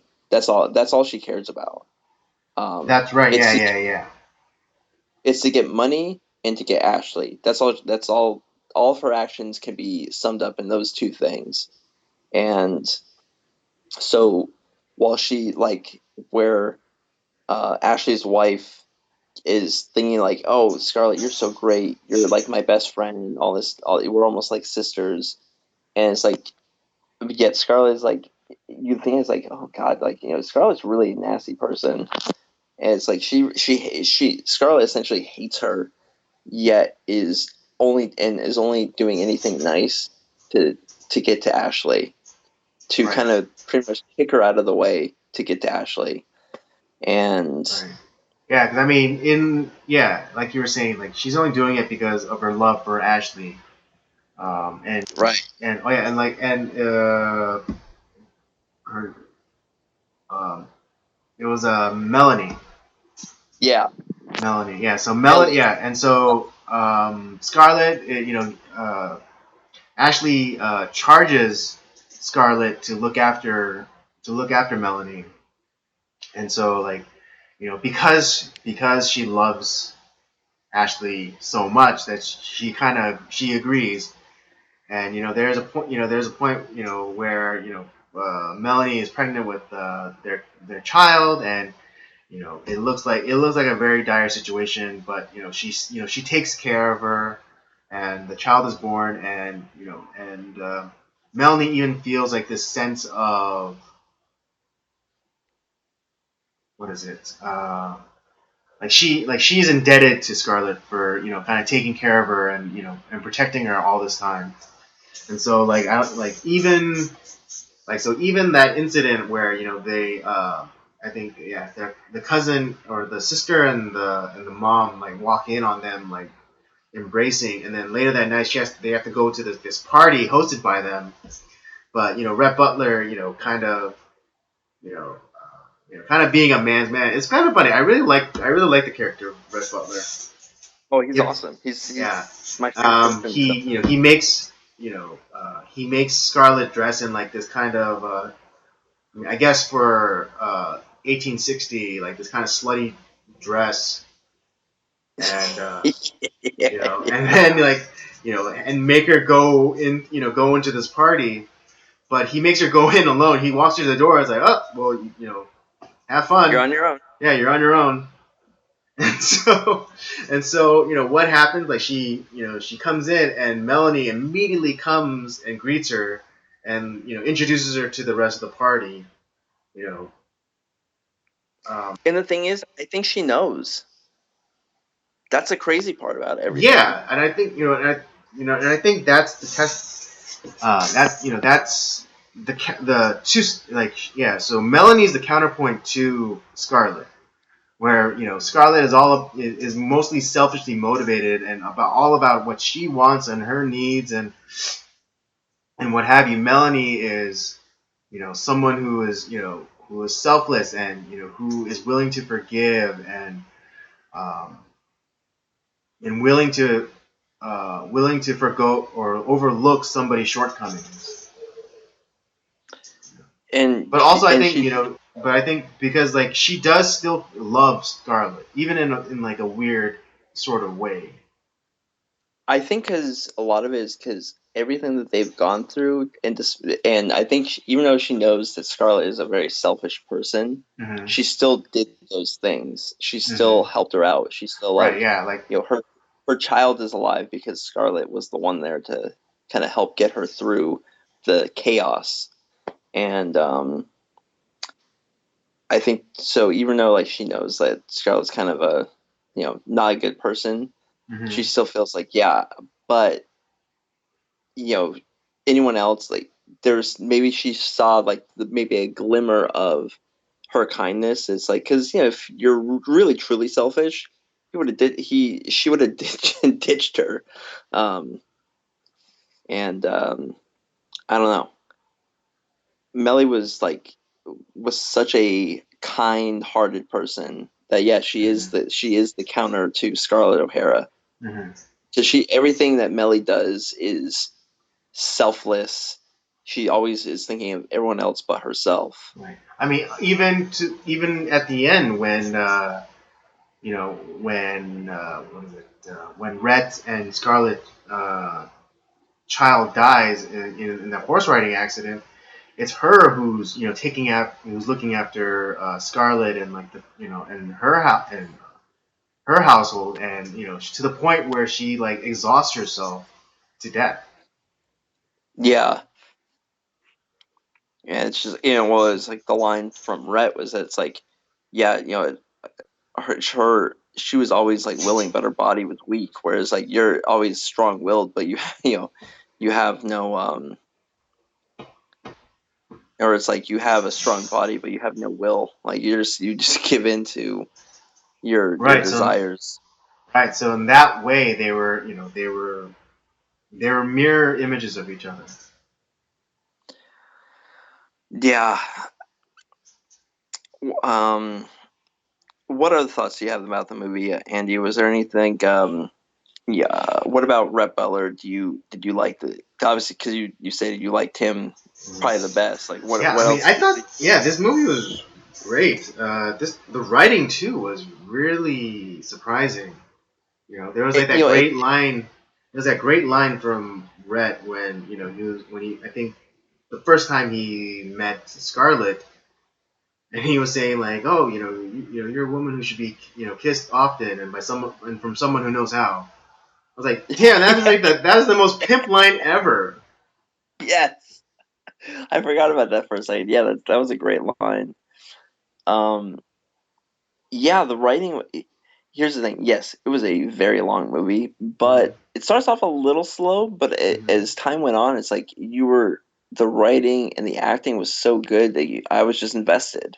Mm-hmm. It was really great. Mm-hmm. Um, yeah, Rhett had all these like great lines and was definitely like the wisest guy that like kind of he broke through everyone's fakeness and Yeah. he was kind of, yeah, like he's that roguish guy, but and you could see maybe say that his actions were kind of, maybe he was a jerk, but like I think he was one of outside of Melly, like I think he was actually the only one that you know really gave a damn about anyone, and um, he was the only one that I think um, that could tame Scarlet yet also um, see through her. And um, although this movie does not end on a happy note, to be Mm-hmm. honest, it's not the happily ever after.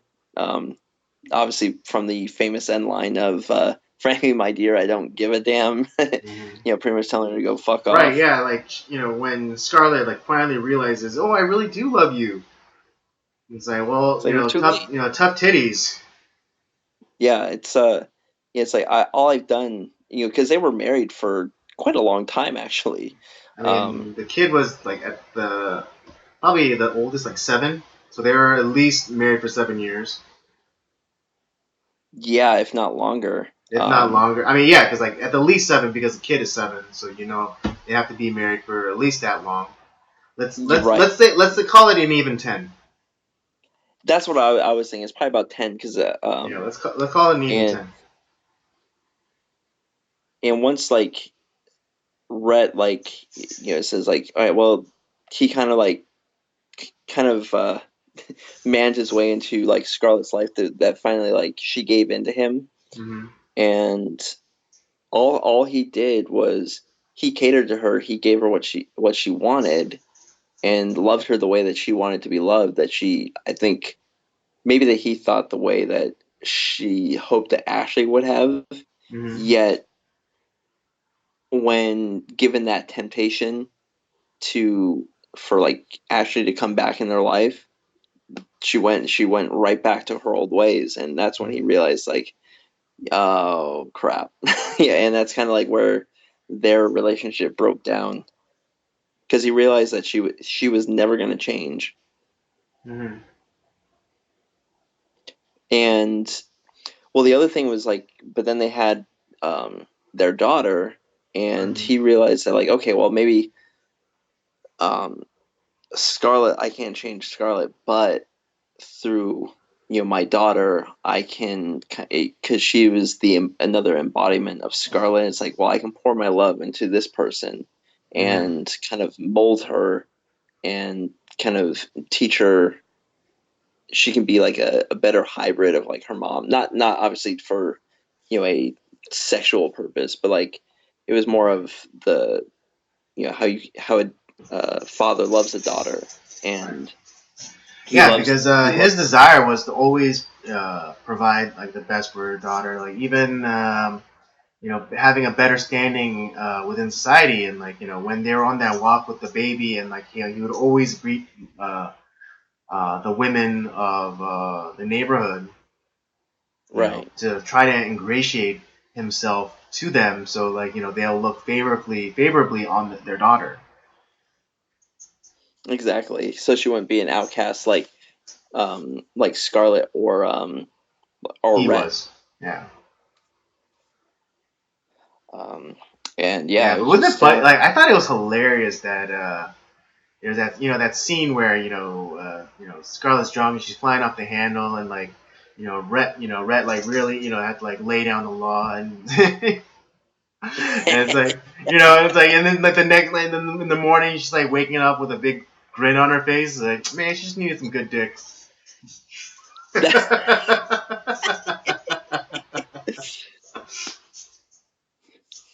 and the other Right, and crazy like it thing totally like is changed. I forget like why she was upset, and like why she was drinking, but I think I'm pretty sure it was due to some sort of selfish motivation or something not necessarily going her way, and so she felt like she was entitled to something, and so Brett's like, oh, you insolent child, and like kind of disciplines her. yeah. Oh man. So yeah, it's a great movie. There's hell, we could spend a couple hours just really breaking this movie down, to be Yeah, honest. no doubt, no doubt. But yeah, I think Um yeah. Anything else you want to talk about with the film that you remember? No, because I mean, no. Other than like some like uh, some acting choices, like particularly of that one slave girl. Man, she was so annoying. I wanted to smack her. Oh God, her voice was ridiculously annoying.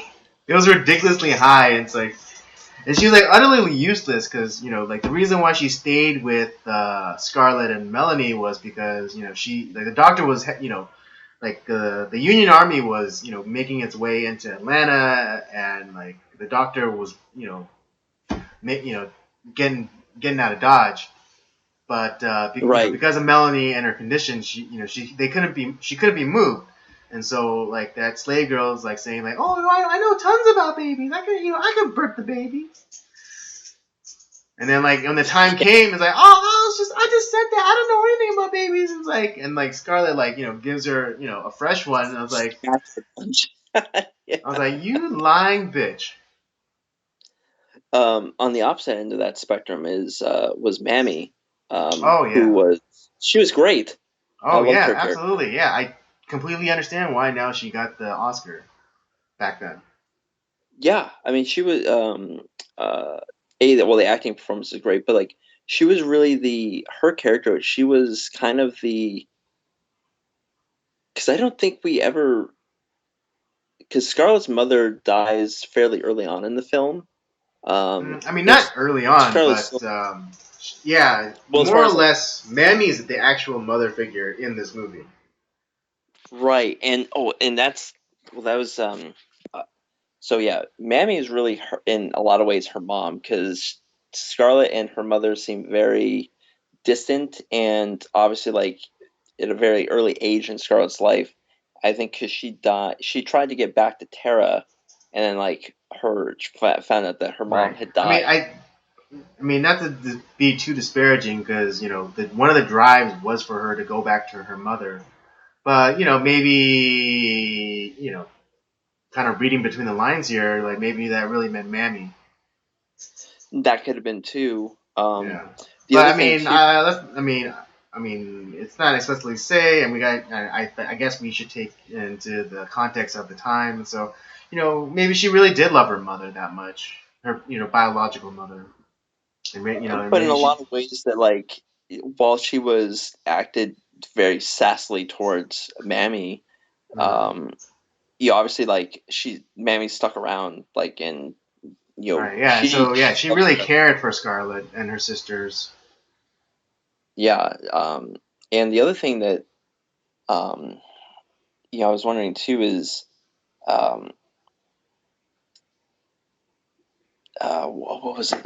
No, I was saying is like with the fact that when Scarlett and Rhett were kind of strolling their daughter along and all that stuff, it's like, and Scarlett was like, "This is so ridiculous and embarrassing." It's like, why are we doing this? It's like, I think part of that was having it's like, well, we should have somebody else be doing this, not us going down the Ah, street. right. Yeah, because they were rich and balling. So it's like, oh, why don't we just have, hire someone to do this? It's like, Yeah, and it's like, well, Rhett was trying to like kind of recreate a better standing in society as we discussed. But I think Scarlett kind of saw like the old way of doing things, where it's like her mom probably didn't like stroll her around. It was probably you know Mammy mm-hmm, that did that for her, and it's mm-hmm, like, oh, I should it should be the same way for us. Like, why are we doing this? Is a waste of time. mm-hmm. And but yeah, yeah. Outside of that one girl. It was like, yeah, the great, great acting. Um, Or maybe I should say, like, it was great acting because it actually made me feel genuine dislike for Hatred. this character. Well, I mean, she was kind of like only looking out for herself too, because it was, the only reason like she said what she said is so that she could stick with Scarlett and hope, she knew that that was her best chance of survival. Mm. Oh, actually, I don't know jack shit. It's like, oh, Yeah, thanks. yeah. It's like you're as useful as a poopy flavored lollipop. Yeah. Um, Um, what is it? Yeah, but ultimately, yeah, I didn't really like the character of Scout, especially at the end when Rhett leaves her, and then she utters what I think what in my opinion is the stupidest line ever, which is "Tomorrow's another day." Because she says like, she's gonna get Rhett back. It's like, well, tomorrow's another day. I was like, I you. think that maybe she thinks that there's still like maybe like, oh, Rhett's really mad right now, he doesn't want to listen to what I had to say. I'll go back to Tara, I'll regroup and maybe make a run at him again. um I That's kind of what maybe I thought about that, like, oh, I'll try it again tomorrow. Because if anything, she is kind of a resilient person. I mean, hell, like she chased after Ashley for what? How many years? you know, Only to realize that it was all BS to do that. Um, and when she wants what she wants, she goes after it with all her resolve. I'll say that about her. As much as I hate her, it's like I'll give her that. And so maybe Okay, she thought like tomorrow is another day. I'll regroup. We'll do it again tomorrow. I suppose. Yeah, I mean, I can give her credit for being a very resilient character. Um, I don't know, but But she, it's not. But like I don't know, for some reason that line, delivering that line as it was delivered at the end, it seems so like tone deaf and vapid. well, I mean, her whole life that's essentially Scarlett O'Hara, so it was in it's I her mean, yeah, character. because it's like here's like you treat a guy like shit. You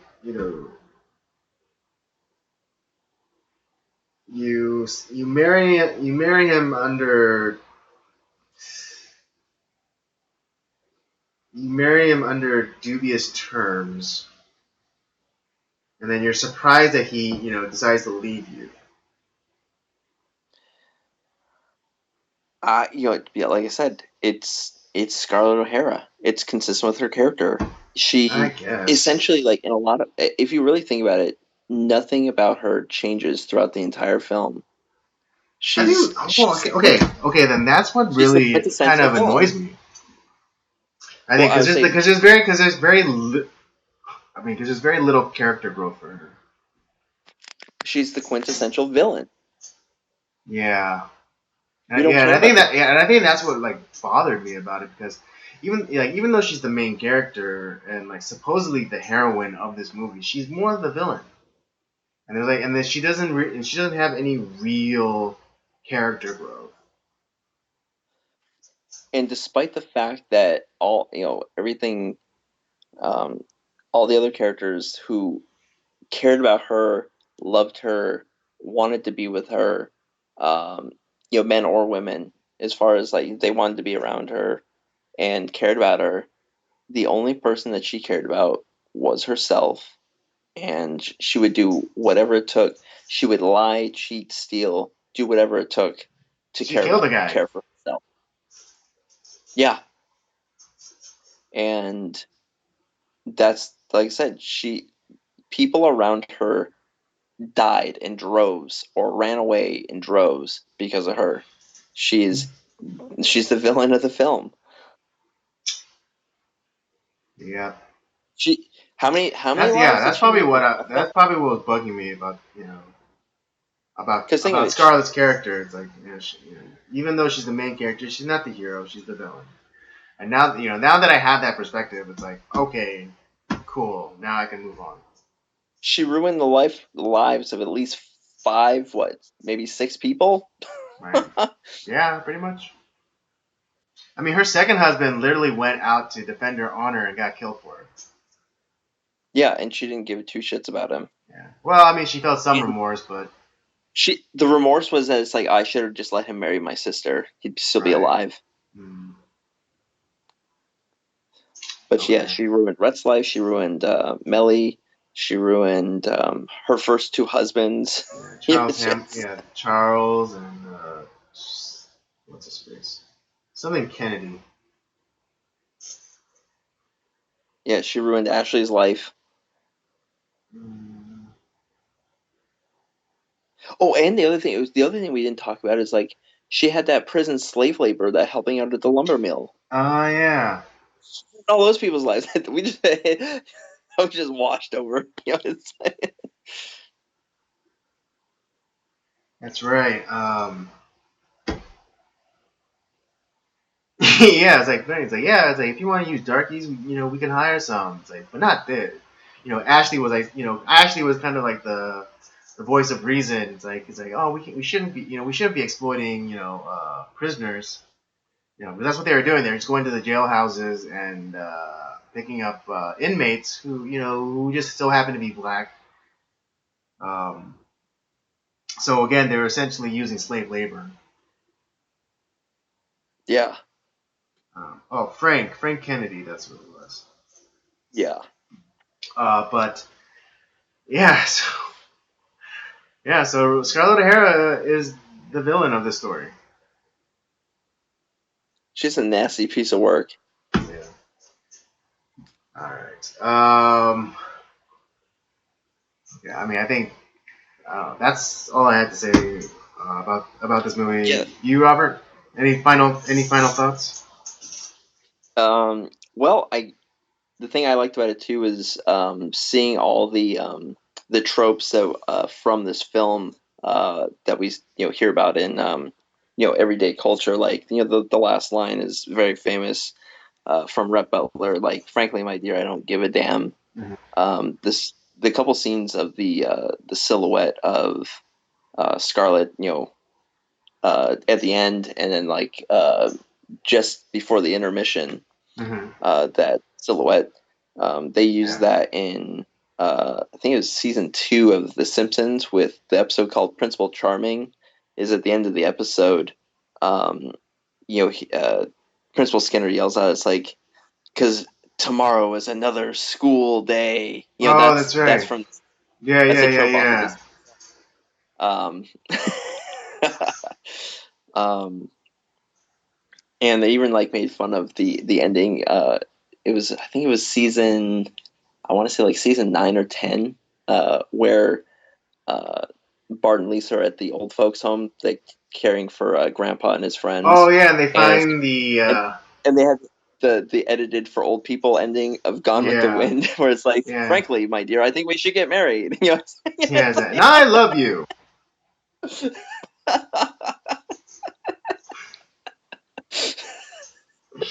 Uh, Even though technically at that time they were still married, That's true. but Yeah. yeah. But anyway, all right. Okay, so that's our review. Now for our ratings, Robert, what do you give this movie? Yeah, I'm gonna give it. Oh, actually, before we do that, what was the ranking of this film on the AFI Top 100 list? Was it? I think it was what, third? Uh, Give me a second to look that up. So I want to see if you think it's worth its ranking in this in that list.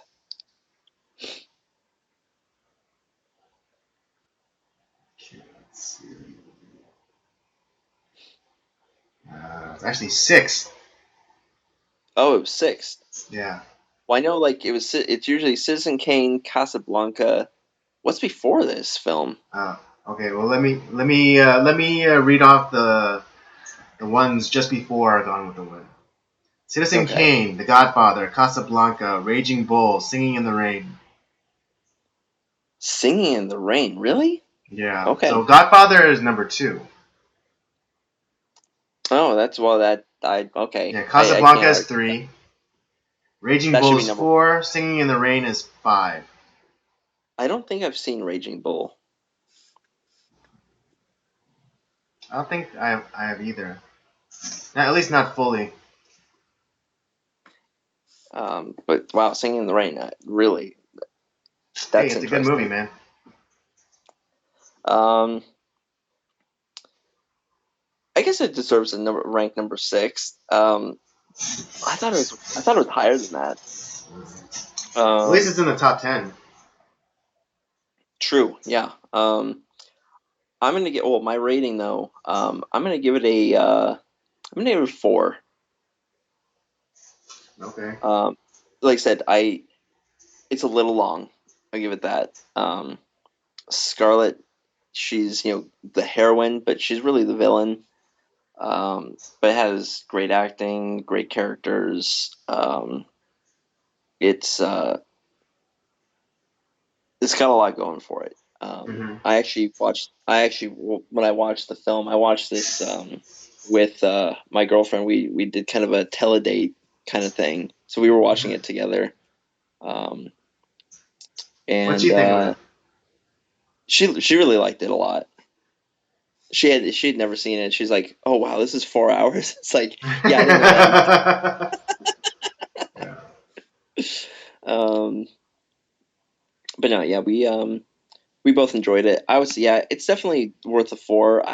I would even almost be willing to go to a 4.5 actually. But I don't know about I'll that, say but I say I could be pushed to 4.5, but I would oh, say 4 is solid for for me me. I think personally, that's yeah, if it said it was like more than 4 hours, I'd be like, shh, see you. Maybe when I'm old and have nothing to do. you can watch the edited for old people's version.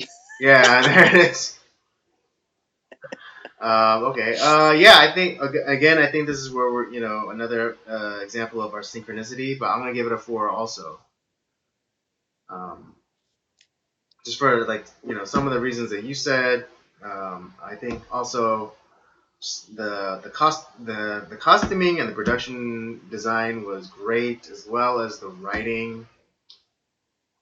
That's where I think like I would probably add a half star just because yeah, the set design was beautiful. Mhm. The costumes and the set design was great. Yeah, it was. Yeah, I mean, it was very immersive. Like I again, I was transported. I felt like I was there. Yeah, like I really felt I was in the antebellum South. Yeah. Well, Fiddle DD, Andy. Yeah, Yeah, Italy we both B. agreed. Good callback. All right, well there you have it. That's our review. That's our ranking. Both Robin and I give this a 4. It is number 6 on the AFI top 100.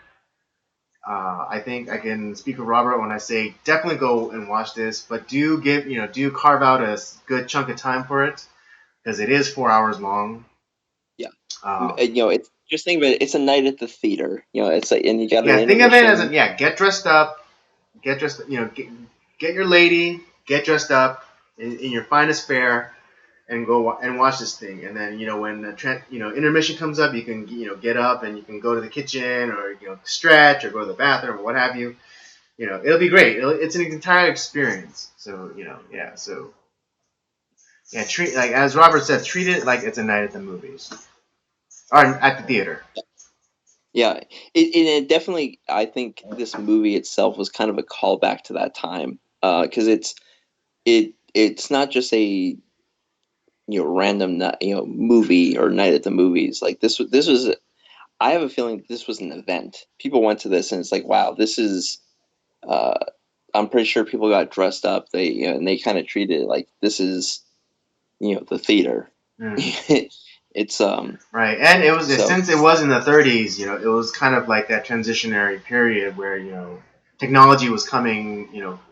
Technology like movies, were becoming more prominent, and so maybe this was a kind of like one of those bridging movies where they're shifting away from theatrical production into movies. right. I think this is definitely that bridge between that, and plus I think this is still it's 39. Still, it's a very early color film too. So this is something that was must have been really. I would have loved to have to go back in time to be able to be there to watch this when it Mhm. first came out, to experience it how everyone else experienced it. Yeah, so definitely go and watch this, and don't treat this movie like your side bitch. Make treat her like she's your main hoe. All right. Well, yeah, that'll do it for us tonight. Thank you for joining us. I hope you were entertained. Convich 22. I know you were entertained. It's been a long time, buddy. Good to have you in the live chat. Feeding me information and getting keeping the show moving along. Yeah. Don't forget. Yeah, don't forget to. I'm sorry. I'm sorry. No, I was saying that thanks to our people who chimed in. Yeah. They're awesome. We love having you here. Right. Yeah. Just if anything, just to keep us moving. Because sometimes because I feel sometimes when we get into talks, like sometimes we kind of work ourselves into like circles. But not That because like not because we're stupid or anything, but we just like kind of sometimes we just like talking in circles, and I think that's something yeah, that we have to we are break in ourselves. we are the circle of jerks. It happens. Yeah, we are the circle of jerks. So yeah, so don't forget to join us every Tuesday night, sometimes live, for Nocturnal Transmissions. Don't forget to check out the library of other shows, the Circle of Jerks main podcast, Nocturnal Transmissions, of course, and Robert's gaming chat show, Up by Up Down. Don't forget to follow our social media accounts, at podcast COJ is our Twitter, and Circle of Jerks podcast our Instagram. And with all that said, we thank you again, and we'll say goodnight. And don't do anything I wouldn't.